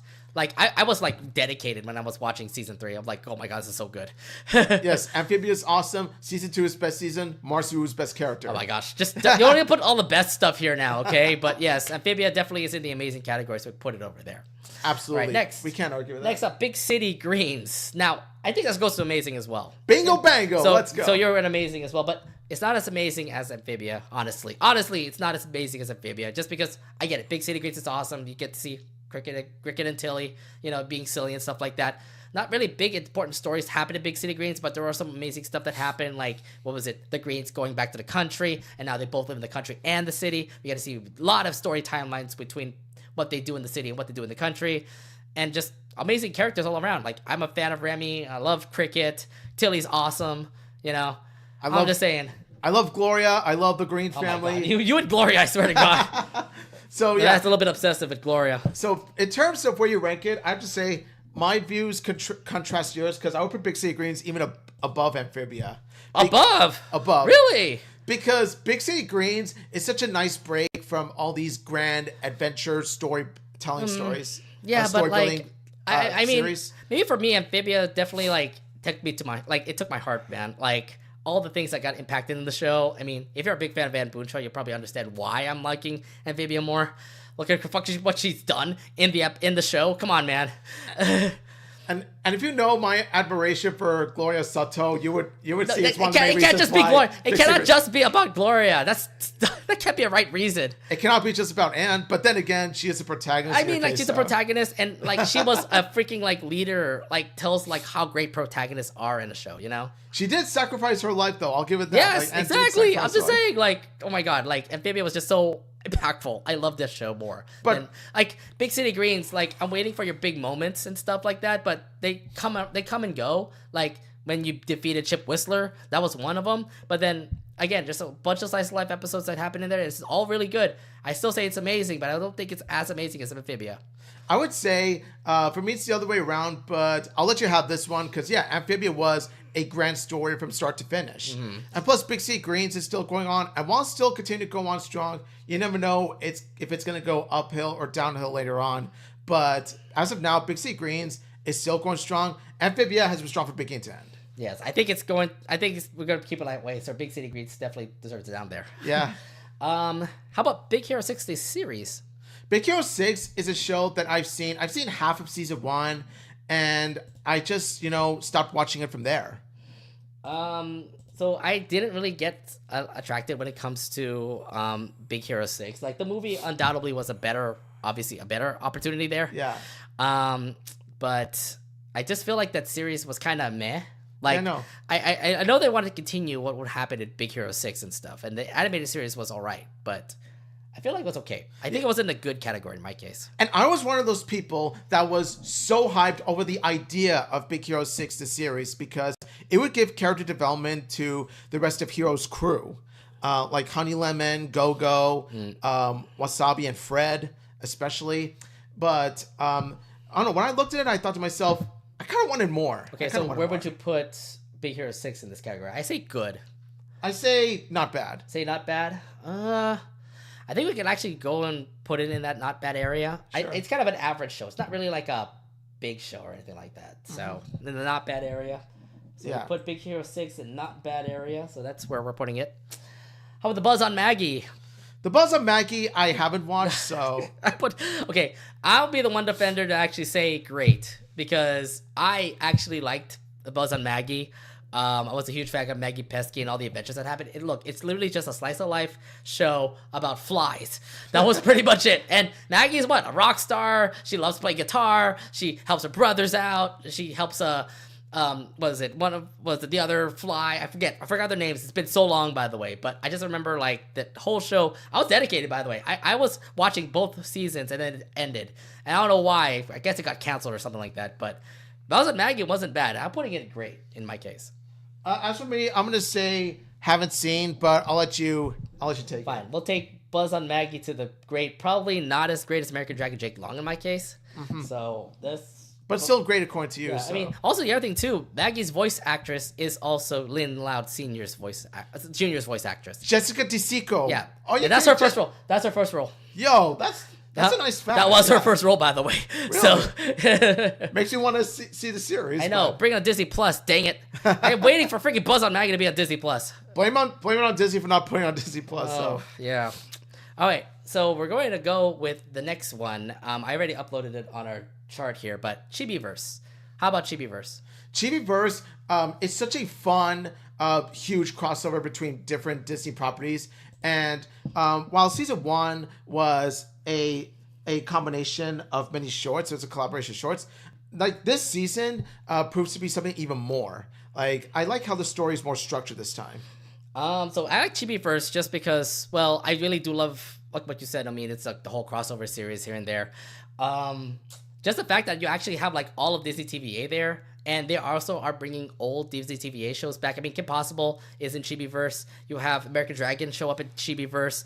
What was the one other show? I'm gonna try to look back at all the things. Buzz and Maggie. They're also gonna bring her back into the Chibiverse, and I can't wait to see how they're doing in season 3, because the new season right now looks promising after what happened last weekend where they put up the new episode and the whole new storylines that they're having for Chibiverse. I actually enjoy it, so I'm actually putting it in the amazing category as well for Chibiverse. I would put it. So I would put it not amazing, but more great. Really? Because there are some episodes that do feel a bit random, but then there are some episodes that turn out to be fun. Okay. Will you do it more than American Dragon Jake Long in this case? More than American Dragon Jake Long. Yeah. Okay, so I'll give it that. I like it amazing because I'm loving every episode of it so far. Even though the first 2 seasons was all pretty much chibi shorts. But hey, we do have a compromise where you can put in grade, high grade, so. I guess we can probably do that. I do think it's more of amazing category, but again, I don't know. I mean, based on the direction, judging by the direction it's currently going right now, if they keep this up, it might end up elevating to amazing status for me. Maybe. I mean, again, Chibiverse needs to put more episodes out, but yeah.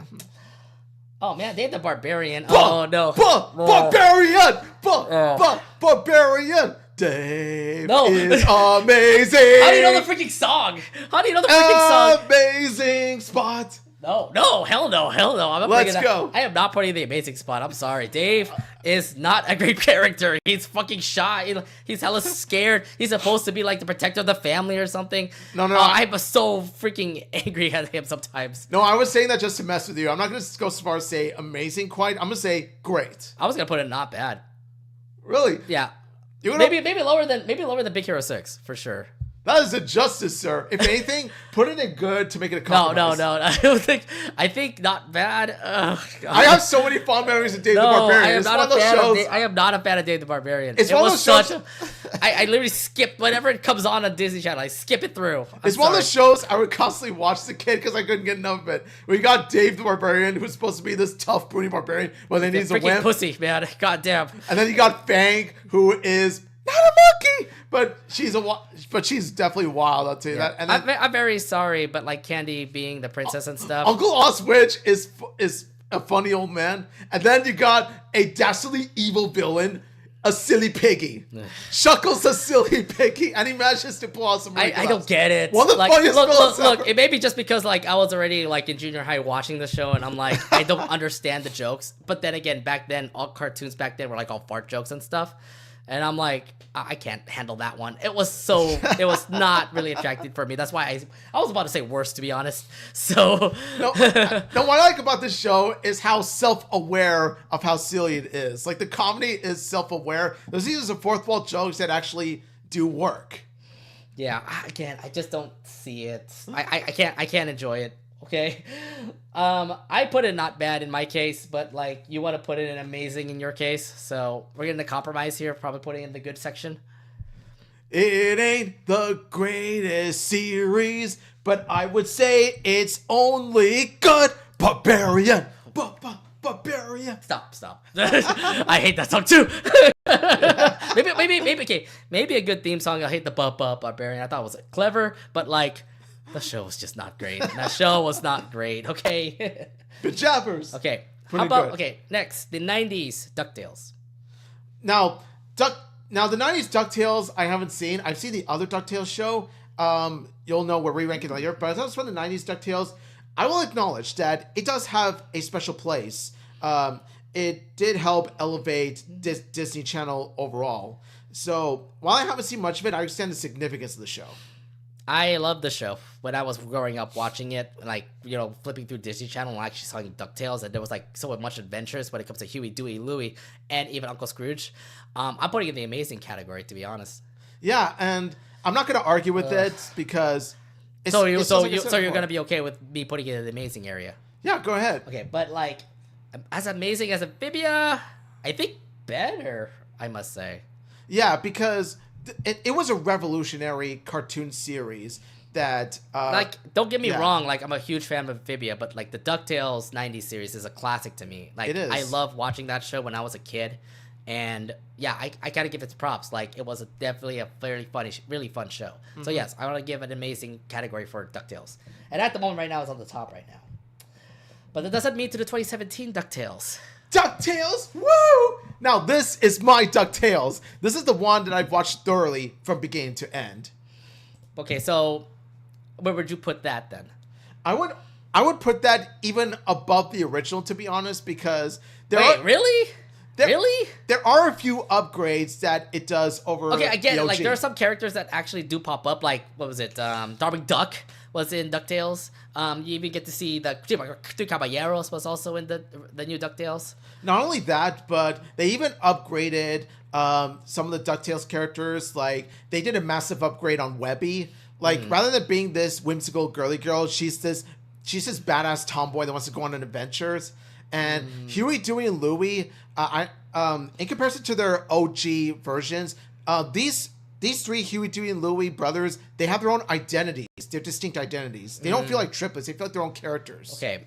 I will agree with you that it will be in the amazing category, but like, you're fighting with the old school OG DuckTales versus the new school DuckTales. Like, and whichever you personally feel should be higher up, it leaves up to interpretation.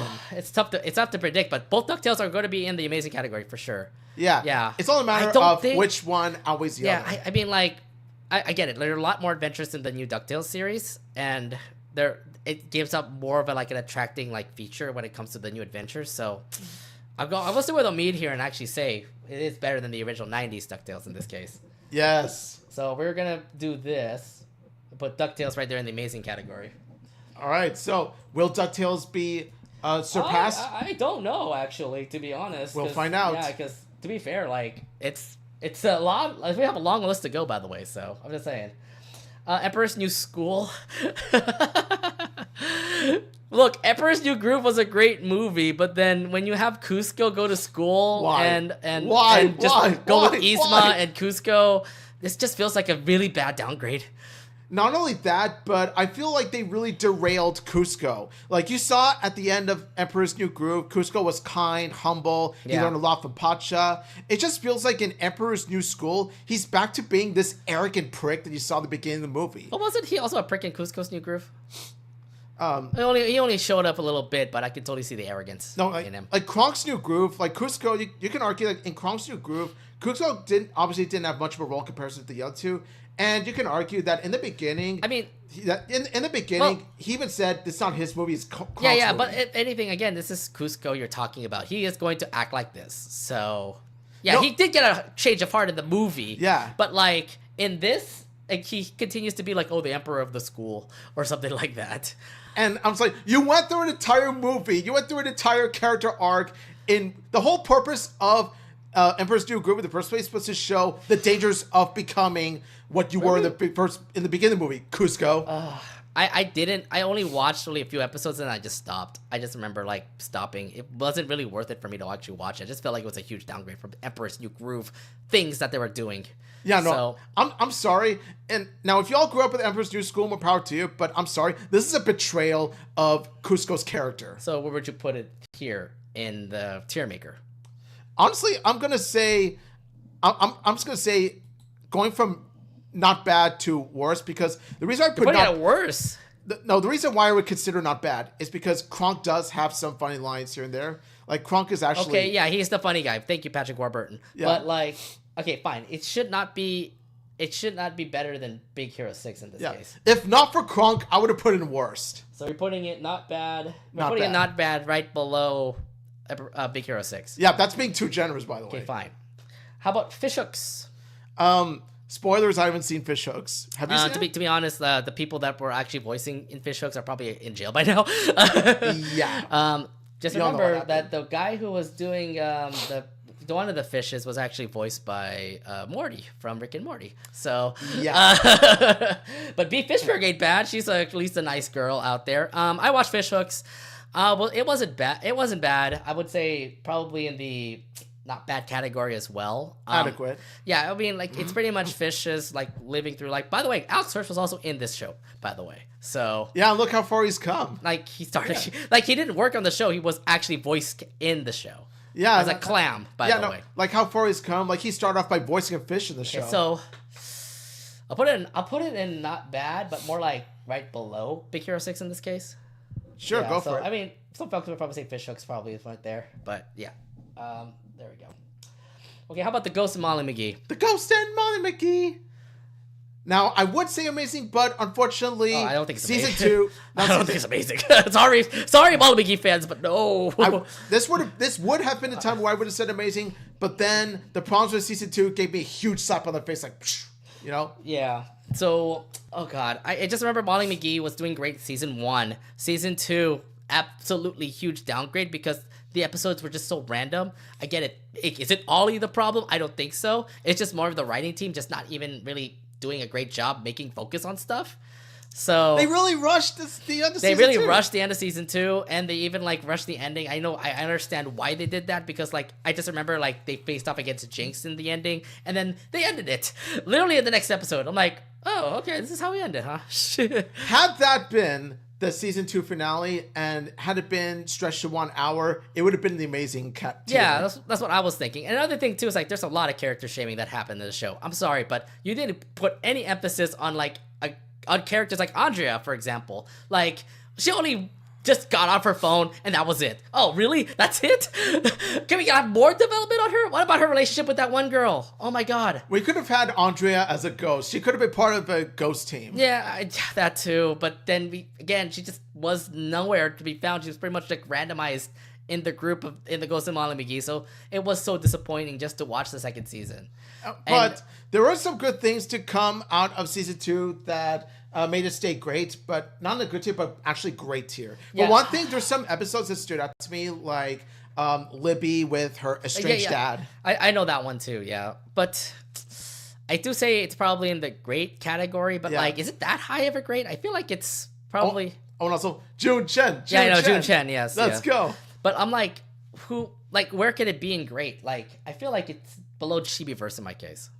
I'm going to say... Or actually below American Dragon Jake Long.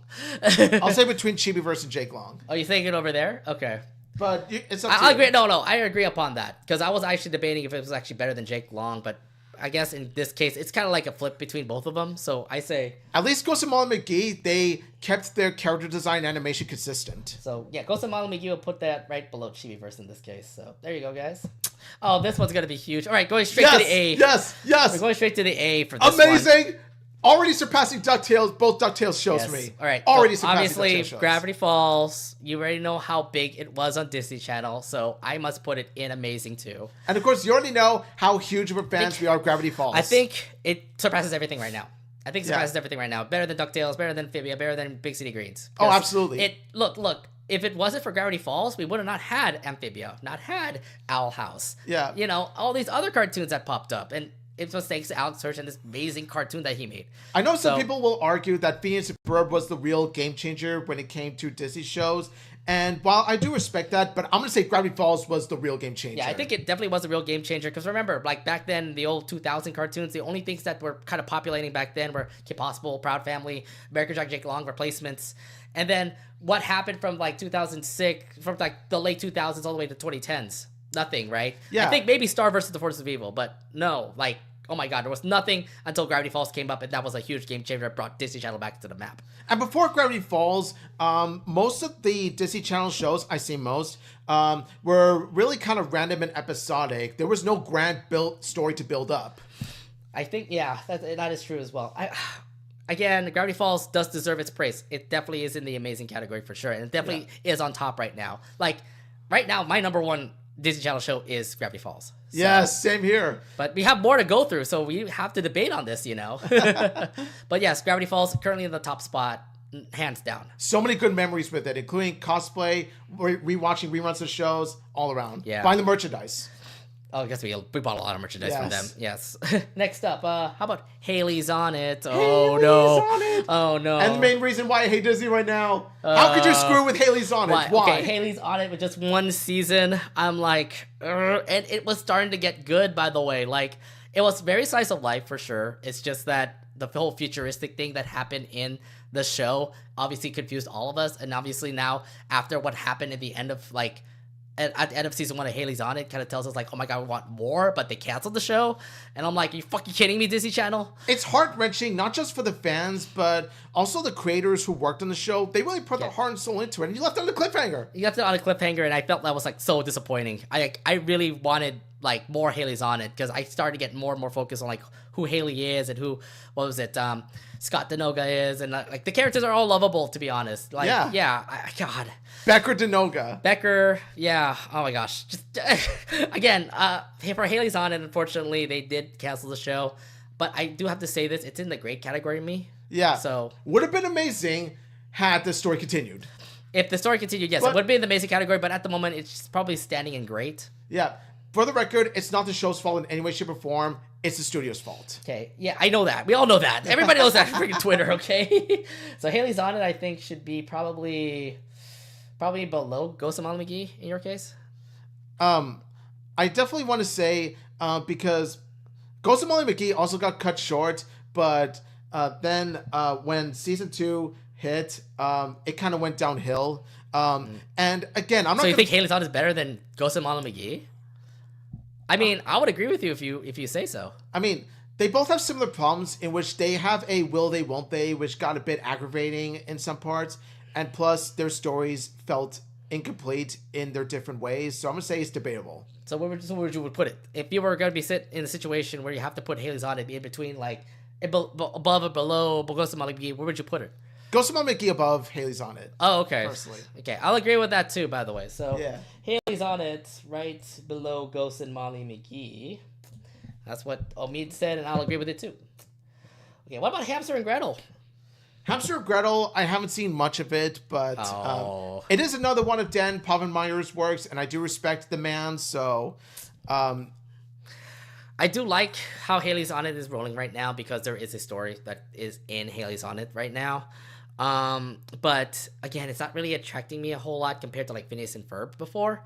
So I would put I would put Hamster and Gretel probably in the great category. Maybe like, oh god, this is tough. Maybe better than Ghost of Molly McGee. Really? Yeah. Even better than Ghost of Molly McGee? Yeah. I feel like it's better than Ghost of Molly McGee in my case. Because I feel like everybody in Haley's on it. Everybody's in Hamster and Gretel, I think, is like lovable and stuff like that. So I would say, and it has a better adventure to say. So I would say Haley's on it. I'd probably Hamster and Gretel better than Ghost of Molly McGee. So you prefer the hamster over the ghost? Yes. But the hamster is awesome talking and all. Okay, how about Hercules, the animated series? I never watched Hercules at all. What I know is that, okay, it takes place during time when Hercules was a teenager. Yes, that was like literally in the movie too. But it's like more adventures of like him and Pegasus, him and Zeus, him and the red guy, Danny DeVito. Yeah, in terms of the Hercules series, I'm going to say haven't seen it, but Nate, have you seen it? I have not seen it actually, so I'm actually putting in haven't seen in this case. Yeah. So we're kind of like when it comes to classic like 90s Disney Channel shows, we don't really know it in particular that well. Yeah. The movies are classics, but in terms of the shows, they never attracted us as much. Maybe it's because of how downgraded the animation is, but it's reasonable considering how TV show budgets are much lower in comparison to movie budgets. So yeah. Hotel Transylvania, I think I haven't seen the animated series.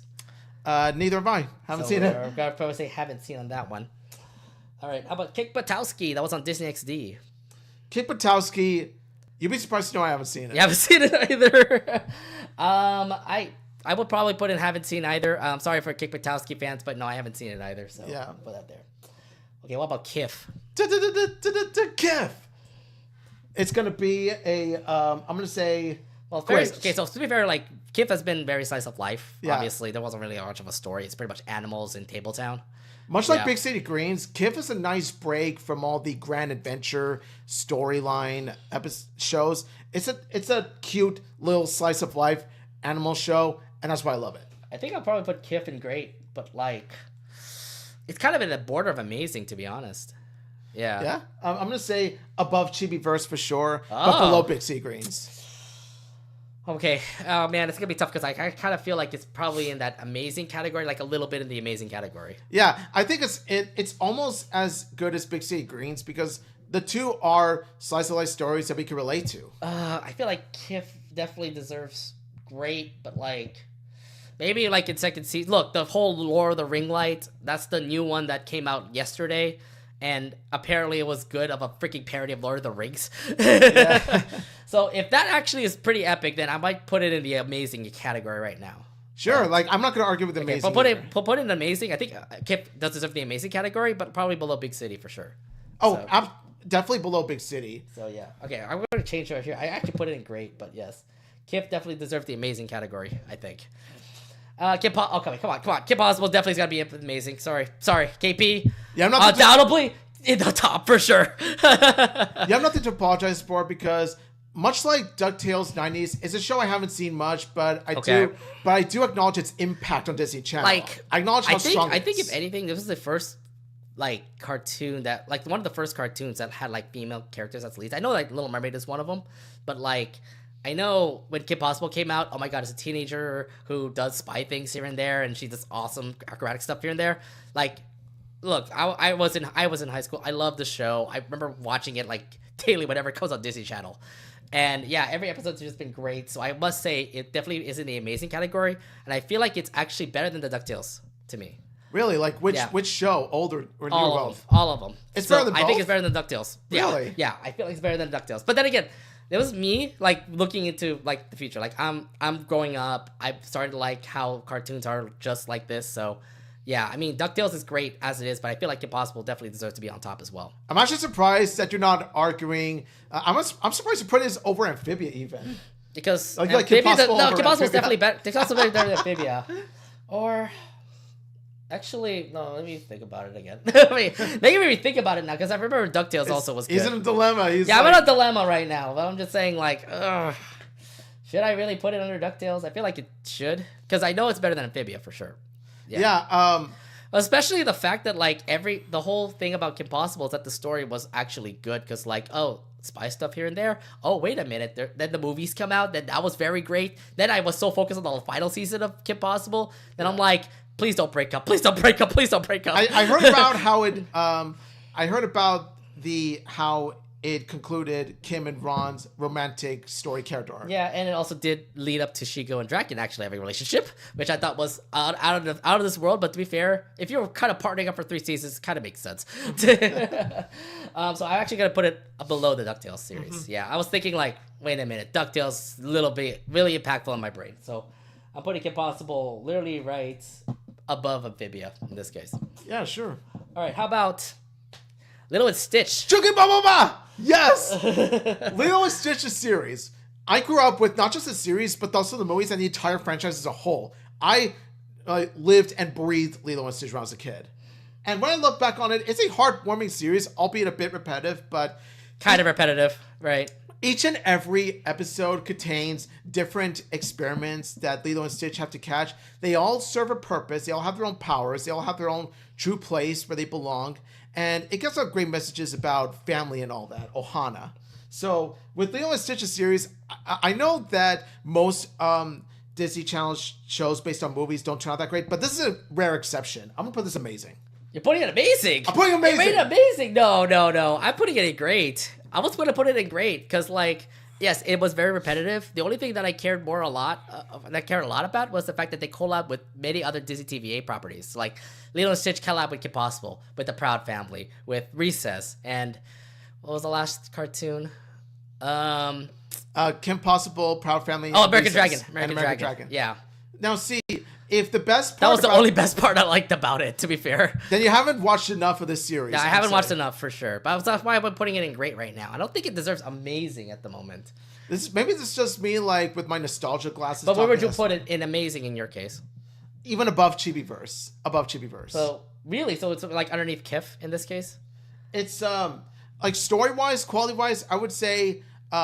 slightly below Kif. I'm gonna put Lilo. I was gonna put Lilo and Stitch in the great series. If you're gonna say above Chibiverse, then I'm gonna trust you on that one, because I didn't really watch all of the Lilo and Stitch series. I just remember watching the crossover ones, which were pretty cool. So I'm gonna put Lilo and Stitch right above Chibiverse. Is that we're okay with that? There's more to Lilo and Stitch than just the crossovers. You want the crossovers? That's what Chibiverse is for. I know. I love those. The crossovers are all fun. Would you like to see crossing universes and stuff? So Lilo and Stitch, the series, would be in the great category here. Yeah. Okay, that's what you said. Don't mean. Little Mermaid, the animated series. Haven't seen. I haven't seen it either. I'm sorry, Disney princess lovers, but I haven't seen Little Mermaid myself, so I'll put it also there as well.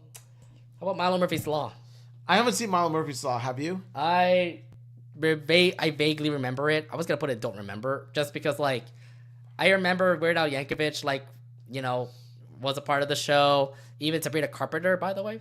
If you all know Sabrina Carpenter, she's a BBC famous singer right now, and she also did voice in Miles Murphy's Law. So, I was gonna put don't remember. I'm not gonna say the worst or anything like that, because I only watched a couple episodes and I was like, I just stopped watching it. So I was gonna put don't remember, but don't remember's fine. So don't remember. All right. Sorry, Milo Murphy Law fans. I don't know the show. How about Miraculous? Now, of course, we do have some online friends of ours that are huge Miraculous fans, but I'm sorry to those that are watching that love Miraculous and those that haven't, but I'm going to say haven't seen. Yeah, haven't seen. Oh, okay. I have a lot of cosplay friends that love, Miraculous, and I'm starting to actually catch up on the show right now. I'm going to put it in... God, it's tough to actually put up right now. I think Amazing. Really? I think it should be deserving in the Amazing category. Like, you would put Miraculous in Amazing, Yes, huh? I would put Miraculous in the Amazing category. If you actually watch the whole entire series from the beginning all the way to now, that there's a really good, impactful story there. Yeah, and I think it really is a really fun show to watch. You should get on that, by the way. It's on Disney Channel, Disney Plus. Yeah, I'll definitely get to it when I can. I would definitely put it in the Amazing, but like, probably below Amphibia in my case. You were putting it above Big City Greens. Is that I put it above Big City Greens, yes. You promised. I will put it above Big City Greens. That's where Miraculous is. All right. I mean, fans, you gotta watch Miraculous. By the way, it's a great show. You have to watch Miraculous. It's on freaking Netflix too. Come on, man. All right, there we go. How about Monsters at Work? Monsters at Work. I haven't seen all of Monsters at Work, but from what I've seen, it's it's a relatively solid show based on the movie. I do like how it focuses on the main focus of it isn't so much Mike and Sully, even though you do play supporting roles. The focus is on the corporation and how different it is compared to the Monsters Inc. movie.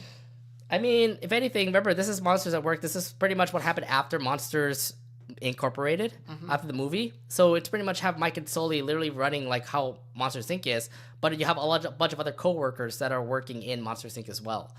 And I saw the whole entire series, and it's not bad. It's not bad. You get to see a lot of like other side stories here and there about characters.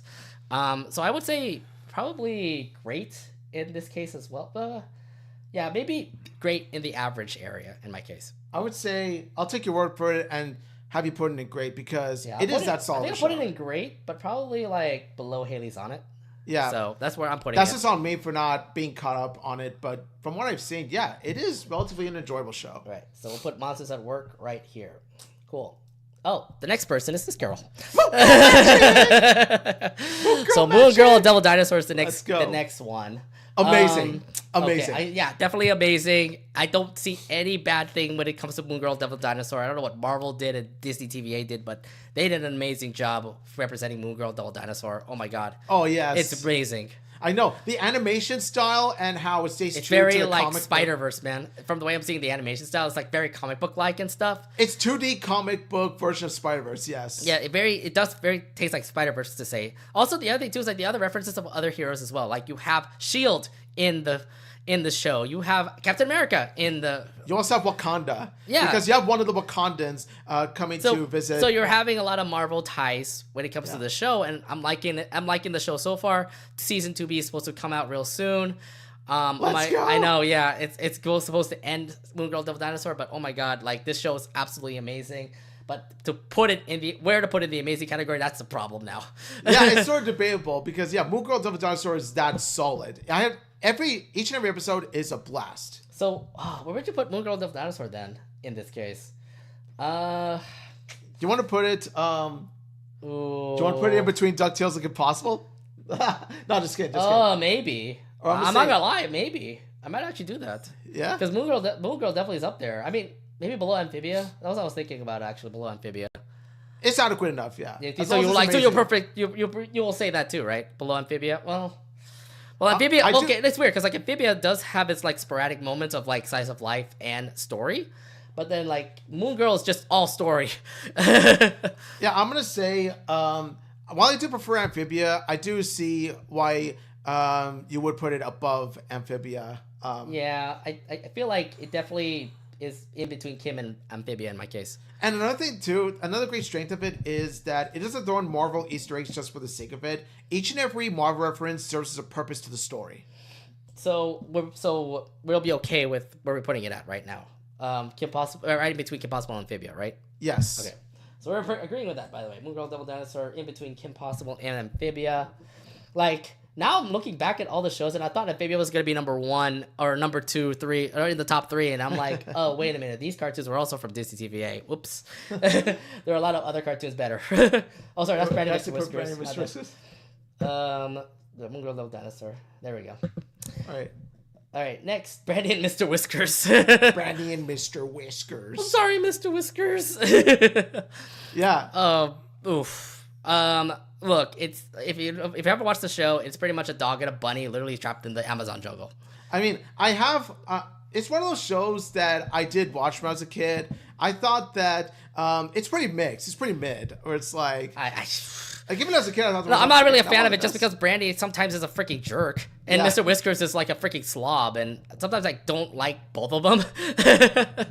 And some of the characters there, like even the Gecko, who's supposed to be the villain of the whole entire thing, Gaspar. Gaspar. But again, this didn't really attract me so much. Like, oh, you're in the jungle, cool. Are you gonna leave the jungle eventually? Is there a story? Was there supposed to be a story in this as well? You know, as I was watching the series, I kept on wondering when the hell are they gonna get out of this island? Right? I thought that was supposed to be the whole purpose of the story. I mean, we did that for Amphibia. Look at it, 3 seasons long, and we were all sad. It could have been something like that, but we just left them in the jungle. see, Brandy and Mr. Whiskers was what would have been like if Amphibia had stuck to its season 1 atmosphere. If Amphibia continued to be its season 1 self from start to finish, that's what Brandy and Mr. Whiskers is like. Okay. But yeah, I mean, Brandy Mr. Whiskers to me looks to be in the good category in my case. Or where would you put it, actually? I'll put it in the not bad category. Okay, where would you put it in not bad? Because, like, I would agree with you in not bad as well. But, like... above fish hooks, I think. I'm saying above fish hooks and in between Big Zero. Yeah, I think it's probably above fish hooks in this case. So Brandy Mr. Whiskers, above fish hooks. Yep. All right, above fish hooks in this case as well. Oh, I wish I had the Funko Pops here today because Owl House is next. Yes! Oh boy! Ooh, yes! Ooh. We're gonna continue on with our Dana Terrace praise right here. Continuing our Dana Terrace praise for this. I'm gonna say this right now. I think it beats DuckTales.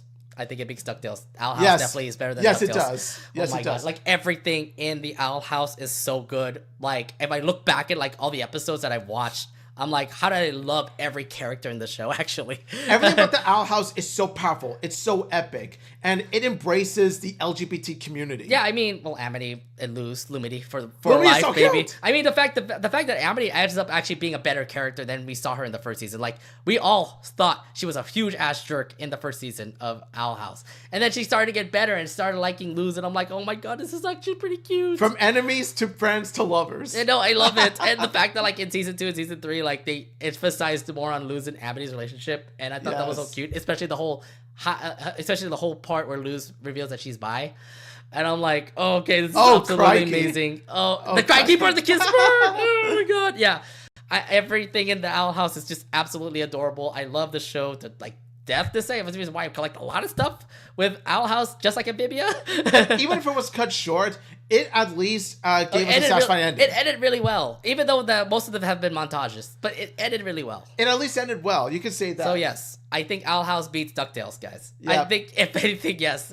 I'm not going to argue with it whatsoever. Owl House is one of the very best Disney shows. One of the very best. So yes, Owl House beats out DuckTales. I think we're just going to keep Gravity Falls number 1, y'all.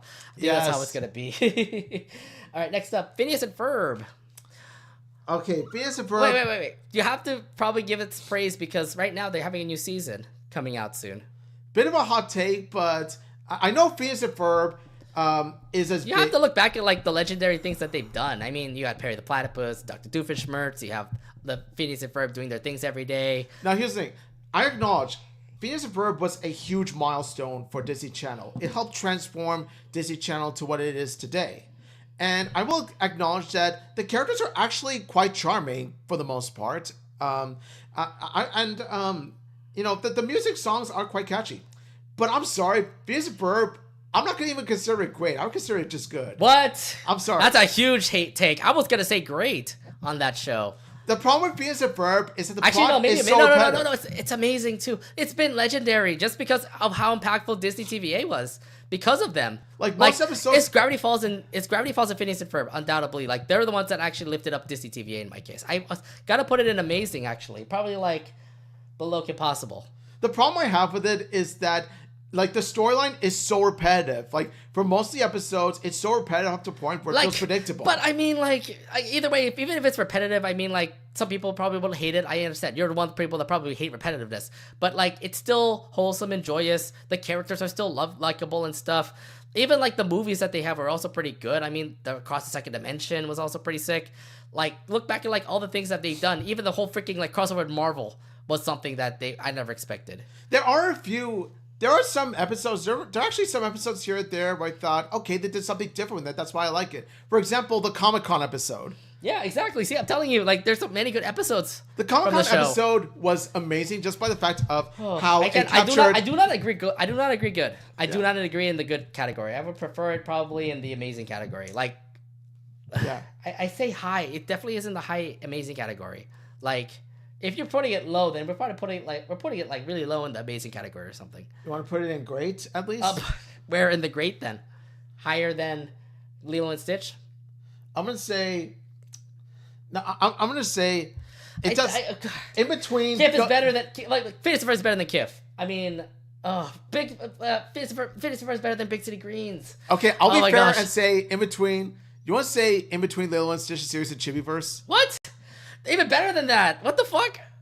Like, I do want to be fair, both of us. I know, but I'm trying to make you not fair because putting it in good, it doesn't make any sense. It's still a remarkable show. It could have been remarkable. Oh my god. If the plot lines were different. I'm just saying, if all the Phineas and Ferb haters gonna go on this guy, okay? Just make sure you all attack him, okay? I put up, it literally said it's better than freaking Kim Possible or Moon Girl, okay, or something, because I know that it definitely deserves the amazing category. If I only did hated, I would have said not bad or the worst, but I didn't say it, did I? Ugh. But your grade of good makes it average out to great already. You want to be fair and just say just above Lilo and Stitch's series. You gonna put it like? Are we gonna put it like that? We can do a compromise. Okay, fine. We'll do it like that. But remember who to blame. Come at me. Okay. Oh man. Oh yeah. But I do hope that this new season will help turn the series around. It will do. I think it'll be much better. I think it'll definitely be like a whole sense of nostalgia back for all the Phineas and Ferb fans. And they would obviously like enjoy that. And for me, like if I were to watch the new Phineas and Ferb, I'll enjoy it. I'll see Phineas and Ferb again. I see Isabella and Beljeet and Bueller and everybody else that's there. Jeremy, Candace. Not Candace. I'm sorry. I really cannot stand Candace. How dare you? I couldn't stand Candace. How dare you hate Candace? I'm sorry, but she's also another aspect that really brought the show down for me. How about Candace did you watch Candace Against the Universe? No, cause come on! But this is a terrible take that Omid is putting on. How do you hate freaking Ashley Tisdale? Also, I mean, oh my god! I don't hate Ashley Tisdale as an actress, but Candace was such an annoying snitch. No, oh my god! Like, don't you have anything better to do other than to bust your little brothers? Yes. Should you be in the mall? Look, there've been so many episodes where Candace been hanging out with Phineas and Ferb. The freaking beach episode. Come on, backyard beach episode. Look at that. At least that was really nice. Now, see, another reason why I didn't watch Candace versus the World is Candace versus the Universe, because I kind of grew out of Phineas and Ferb when it. I know you grew out of Phineas and Ferb, but at least you should probably get some nostalgia back when you watch the Phineas and Ferb. What was it? Candace Against the Universe. I'm gonna just hope that season 5 goes a different direction with its series. I'm heartbroken, by the way, because like Candace is one of my favorite characters, and you said she's shit. I'm like, oh my god, she really is. Oh my god, she's annoying. Guys, I'm heartbroken because this guy just. I know, but makes it funny for her. Oh my god. I'm like, you're 16 years old. Grow up. Oh my god. Did you watch? Look, you just saw the latest Chibiverse, right? She actually didn't care about her Phineas and Ferb being naughty and stuff. Yeah, see, why couldn't we got this Candace instead? Oh my god, no, I don't like your takes for Phineas and Ferb. What the heck's going on with this guy? No, I do acknowledge there's some good qualities about the show. For instance, most of the characters except for Candace are actually really likable. They're all likable, yes. They're all likable. I like Candace. I mean, everybody's likable. And the songs are catchy, and the animation's well done. I'm just saying, like, oh my god, so, why would you take an aim for Candace? Like, oh it my has god. almost all the elements to make it a great series for me, but it's just that the repetitiveness. Why would you take aim? Why would you take aim on one of my favorite characters? I hate you. This is seriously shit talk right now. Let's be real. It's not even the hottest take you've heard from me. So probably not. Yeah, but we are putting Phineas and Ferb in the great category, literally right above Lilo and Stitch. So it's high grade. Just high grade. I'll give it that. Oh my god. Okay, whatever. How about Oye Primos? Oye Primos. Primos, I'm gonna say good, not great. Okay. I am actually in that majority that says what's actually gonna be great. And to be fair, actually not bad. But I would agree with everybody who's gonna say it's good. I think it's also in the good category. Yeah. There's nothing like tremendous at the moment for Primos, but I am liking what they're running with Primos at the moment. I do think that it's a really good show. Again, we don't know if they're gonna get a second season after all the freaking backlash it had for that show. But I say it's not bad. I put it in great, probably like right below American Dragon Jake Long, but we'll put it in good in this case if you want to. Yeah, I'm going to say because Primo's is nothing that great, but from what I've seen, it actually turns out to be better than the backlash, Yeah, you all shouldn't like trust on the freaking backlash. That's why you have to watch it yourself. And I did give it a chance, and yeah, while it's not as bad as as people say, it's also not as great either. Yeah, I think it's fine. I think it's fine where we're going to put it good. So, yes, Primos is in the good category. Proud Family. Wow. Proud Family. Did you watch this? Did you watch it? I didn't grow up with it much, but amazing. Absolutely amazing for Proud Family in my case. But Proud Family does have some strong lessons, and it does tackle some heavy real life themes. Mm-hmm. So I have to say, like, I grew up with the Proud Family. I love like how the show went, and everybody in the characters are just absolutely lovable. I do have to say that it's probably in the amazing category, not as great as Kim Possible in my case. I'm almost gonna put it probably like below Miraculous. That's adequate, yeah. So sure. you're agree with me there? That's fine. All right. So he's gonna agree with me here, but Proud Family going right below. Oh, sorry, right. It's one of those shows I wish I watched more of when I was a kid, but I just didn't get the chance. But like I said, I acknowledge its strong elements. Okay, but then we have to talk about the sequel, Louder and Prouder, and that one, that's where we gotta put in the great category. I think in my case, because I didn't watch much of the original, I haven't seen any of the new one. I don't think it matters if you haven't watched Louder and Prouder. Like, you can watch Louder and Prouder at any time, to be honest, because like the only thing that you gotta catch up is the characters, like Oscar, Trudy, Penny, Dejanay, was it Zoe, Spud, and even the new characters that were also in the Proud Family Louder and Prouder as well. Like, how much does this new show reference the older show? A little bit, just because of the whole like. Just some of the characters as well. Remember that they're older now, so. Well, yeah, it's kind of a time. Yeah, they're now in a freaking like high school and stuff. And then there's some callbacks to like old episodes. I remember like the triplets, the Asian triplets, were also in an episode of Louder and Prouder, and I thought that was a really cool callback because I know they were impactful in the Proud Family original series. So, but then again, I saw like how people kind of like. I talked to the backlash and stuff. I remember like there's like one episode where like Zoe was like being hated on because apparently like this one boy guy likes Zoe just because of certain things. I'm not gonna say it here because I'm pretty sure I'm gonna get canceled. But but again, so much impactful episodes. I know that the end of season 2 was impactful because of the whole Juneteenth thing that were also being discussed, and I heard a lot of controversy about that as well.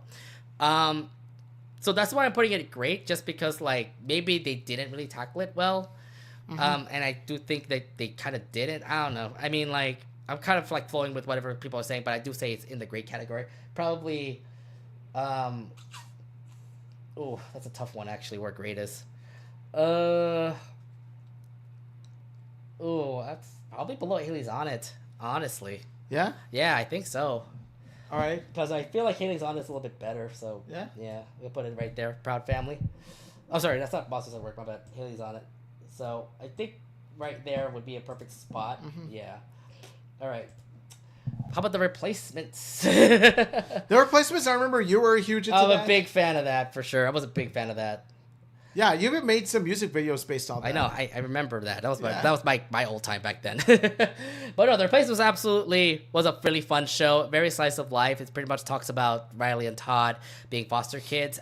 Ended up getting like a Flimco cell phone, and pretty much calls up whatever replacement they want. Replacement teacher, replacement janitor, replacement mom or dad. Like, they could do that as well. Hence the show, right? Yeah, and I do like that whole aspect and stuff. And also the other characters were really cool. A lot of people love to sue me just because she was a robot girl. Oh my god. And then like Todd's friends were also pretty sick as well. I mean, I must say, I was a huge fan of The Replacements. It was just something that Disney Channel had as it continued on with Kim Possible, American Dragon, and a bunch of other cartoons. So for The Replacements, I was gonna say good. Probably like better than Primos in my case. Yeah, sure. Yeah. I mean, I can't really judge Replacements because I haven't seen much of it, but I'll take your word on it. Yeah, Replacements wasn't bad. And by the way, I'm waiting for Todd and Riley to be in Chibiverse. Put them in Chibiverse, goddammit. It might happen. It may happen. All right, next up. So what do you think? Next up, how about Recess? Oh, now that's what we're talking about, Recess. Recess was the go-to staple 90s Disney Channel show. Like Recess, you felt like you were a kid in recess. Like you were in the playground, you're playing with these kids. Like everything about the Recess felt like one big land. Mm-hmm. And of course, the gang is all really likable, really distinct from each other. And there was I mean, I remember growing up watching Recess like every day, Saturday mornings, all the time. And I've been a fan of Recess. Absolutely great show. I just remember Recess School's Out was always like the movie that I remember like watching. It was like a really fun watch to see. It just thinks that it is over for the show, and I just remember like every Saturday morning, where's Recess? Oh man. I'll have to say this. It probably would be in the where would you put it actually? I would put it in somewhere between amazing and great, somewhere along that. Do you think it deserves the amazing, or does it deserve great? Because like, it should definitely be in the high great or like below amazing in my case. High great. High great. So better than Phineas and Ferb. I mean, I know that we're gonna get backlash for this. I mean, I personally think so, but I leave it up to your interpretation. I think it does. It's definitely better than Phineas. Oh God, this is where I'm getting so conflicted. I'm like, Phineas and Ferb is definitely a staple. That's why I wanted to be an amazing. God damn it. Phineas and Ferb did have a bigger impact on Disney Channel as a whole, so you got to think about the significance of the show. Okay, you know what? I'm putting Recess below Phineas and Ferb. That's what I was thinking. Yeah, that's totally fine. Because while I do prefer Recess, Phineas and Ferb is a much more significant show. Yeah, and Lilo and Stitch, like at the moment, I mean, Lilo and Stitch ain't bad. I feel like ain't been overrated to be fair in my case, but yeah. How about Tangled Ever After? Tangled Ever After, I would argue, is an even stronger Disney Channel show based on a movie than Lilo and Stitch the series. And I have a lot of nostalgia for the Lilo and Stitch the series, but when I look at Tangled, oh my God, it is such an amazing story from start to finish.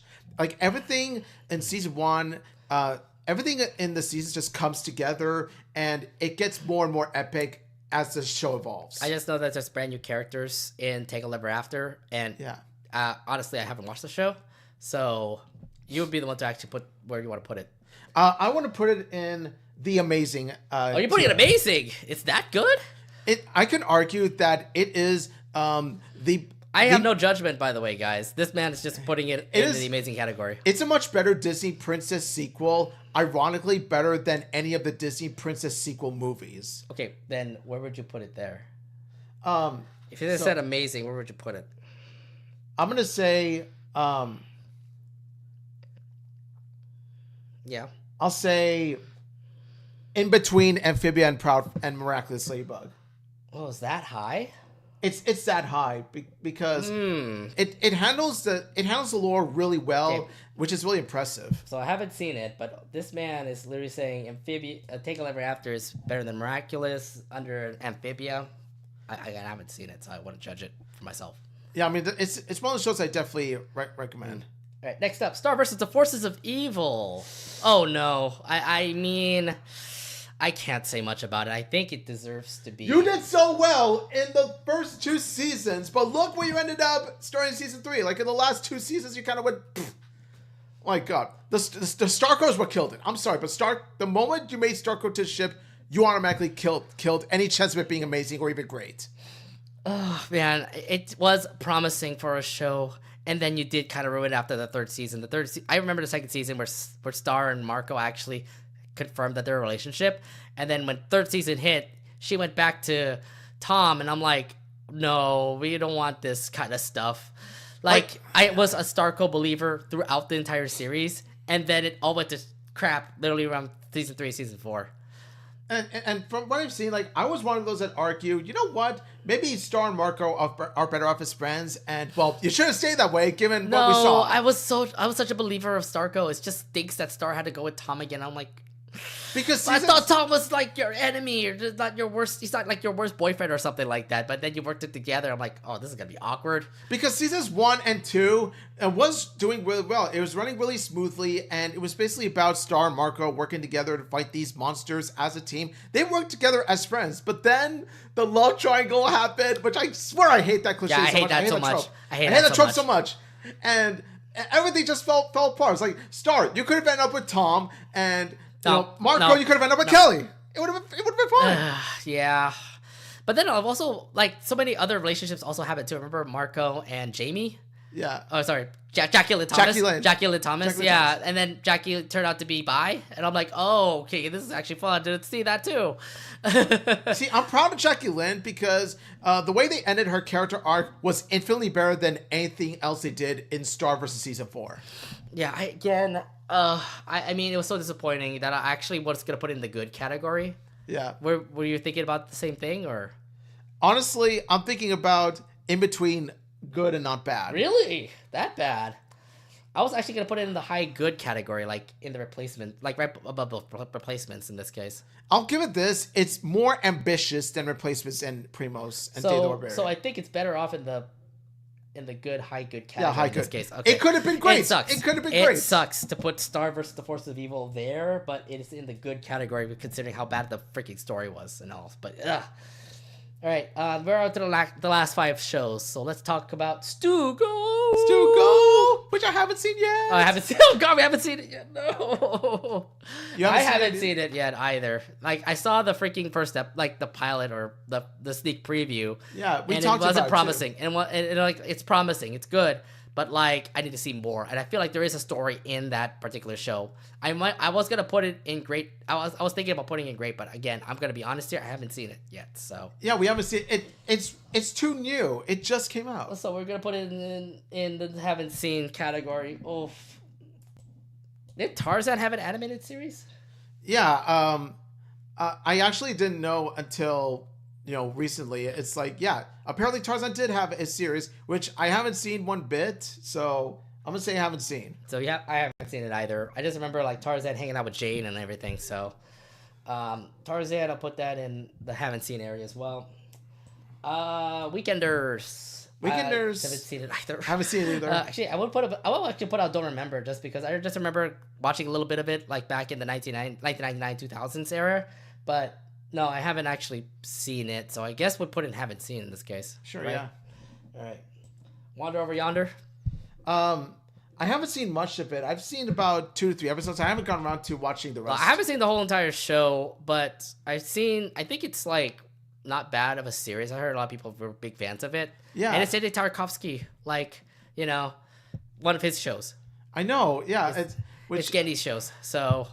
Which is kind of a, betrayal to the man, so. Yeah, and I mean, if anything, I think Wander does have its, like, props.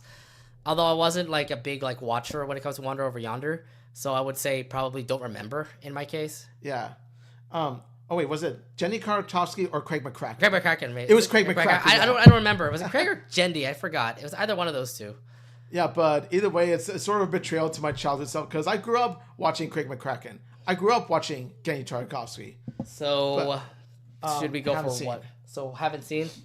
I guess I will say Don't Remember, just because again I've watched a couple episodes. I just don't remember it. Oh, I think this is gonna be our first one. We're gonna put in the worst.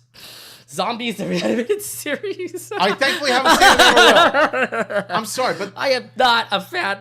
Look, I watched the Zombies movies 1, 2, and 3, and your reanimated series just looked like garbage to me. I was turned off by the animation alone. That's the one thing I'm probably gonna put up in the worst. Probably. We never put anything in the worst. I think this is gonna be in the worst category right now. Oh my gosh. Every series is bound to have, every Tiermaker is bound to have its worst of the worst. Oh man. Look, just keep it with the movies. Everything is doing well. I know there's a Zombies 4 coming out, so have fun with that, Meg Donnelly, because I know you're the director of that movie. But no, don't make any more animated movie or animated shows about it. I was turned off with whatever was going on with it. Like, I get it. Every character was like reflected in the Zombies movies into the whole entire series. But no, don't do it like this. It sucks. It absolutely is like bad. So no, I'm not a fan of the zombie series. Like by the animation alone, I was just like, nope, not for me. Yeah. Look, the Chibi verse shirts is so much better. Yeah. Okay. Well. To be fair, that is pretty much our list here. Omid, what are your thoughts on how we did our list? I'm gonna say, while there have been some banter, some arguments here and there. Yeah, freaking finish it verb.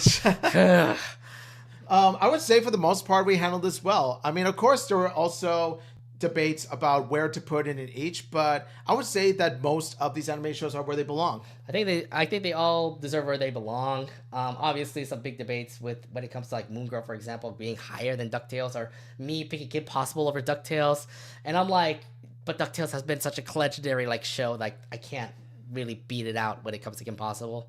So yeah, one thing we can agree upon: Gravity Falls is where it belongs. Yeah, I think it deserves number one. I think it definitely deserves number one overall. Obviously the 2 through like the rest of the whole amazing list can be shuffled here and there. Like I would love to put Amphibia in the top 5, but you're right. DuckTales is promising. Even Kim Possible is better than Amphibia, which was the same taste that I have. Yeah. So yeah, just the fact that like most of the not bad area and worse, we could rearrange. What is it? Big Hero 6 could be at least in the good category. Honestly, and I would put Dave the Barbarian probably not bad. Dave the Barbarian is right where it belongs. It's good. It's not. It's not bad. Just put it not bad. I would say that our list is a combination of our own personal likings. It is. And the significance of the shows we're talking about. That is how we're doing our Tiermaker. That's how we're supposed to do it. Because like, besides like our favorite tastes and stuff like that, it always has to be on like thinking about how great it is and how significant it was in the animation world when it aired during that year. Yeah. So, yeah, I mean, man, to put Emperor's New School probably in the worst as well, to be honest. See, Emperor's New School was close to getting worse. It was close. Yeah. It dodged it. And yeah, so I'm very sorry that we didn't have all the Disney TVA shows. We didn't have Pen Zero Part-Time Hero. We didn't have Randy Cunningham. We didn't have Pepper Ann. After all those cartoons that were there, so apparently they misplaced it, and we didn't actually know all the other Disney TVA shows that were going to be on this list. But this is the ones that are kind of more popular, anyways. Yeah. I would like if we were to put Pepper Ann, I would put Pepper Ann in great. But then the other Disney XD shows like Randy Cunningham, A Ninth Grade Ninja, and House even of John Mouse. Leguizamo. House of Mouse. Yeah, where would you put that? Amazing. House of Mouse, I would say, is amazing. I mean, better than Chibiverse, yes. Looks like the way that we're like, kind of seeing it. If you thought Chibiverse was the greatest Disney crossover, you're dead wrong. House of Mouse wins all the way. Yeah, I think House of Mouse definitely deserves it because he brought pretty much every freaking Disney character in a freaking house. Every Disney movie. And they also did have like a special where the villains took over. So yes, it's our house now. Yeah, see, you even know that too. So oh man, I have so many great memories with House of Mouse. Yeah, I watched it as a kid. I'm looking back at like what other Disney Channel shows we missed and stuff. But right, like well. There's some other cartoons that were like on the list, like Two More Eggs, which are shorts. That was on Disney XD. I don't think it deserves it. I think it should be the worst, to be honest. There's also Pickle and Peanut that also was on Disney XD. Not worth mentioning. Not worth mentioning. Automatically worse. Oh man, that would be probably in the worst case. Again, there's been other cartoons that were also on Disney Channel. We didn't go through it all. I believe these are the only ones that were kind of more remarkable. That's why we picked this list one out. Yeah, I'm gonna say. I'm mostly proud of this list, to be honest. Yeah, I think I'm proud about this list too. I'm okay with it. But again, you'll be the one to judge it. We'll put the entire list on our Twitter and Instagram, so you get to judge it for yourself. Put your comments down, see what the heck you're talking about, etc., etc. I'm already ready for all the backlash. Yeah, we can finish it for a freaking take. That's a terrible take. I'm already ready. Oh my god. Oh gosh. All right. Anyways, how did you guys do with your list? If you have a list already, remember that the link is currently in the description. Put your list down on the comments in our Twitter or even on the comments in our YouTube video right now.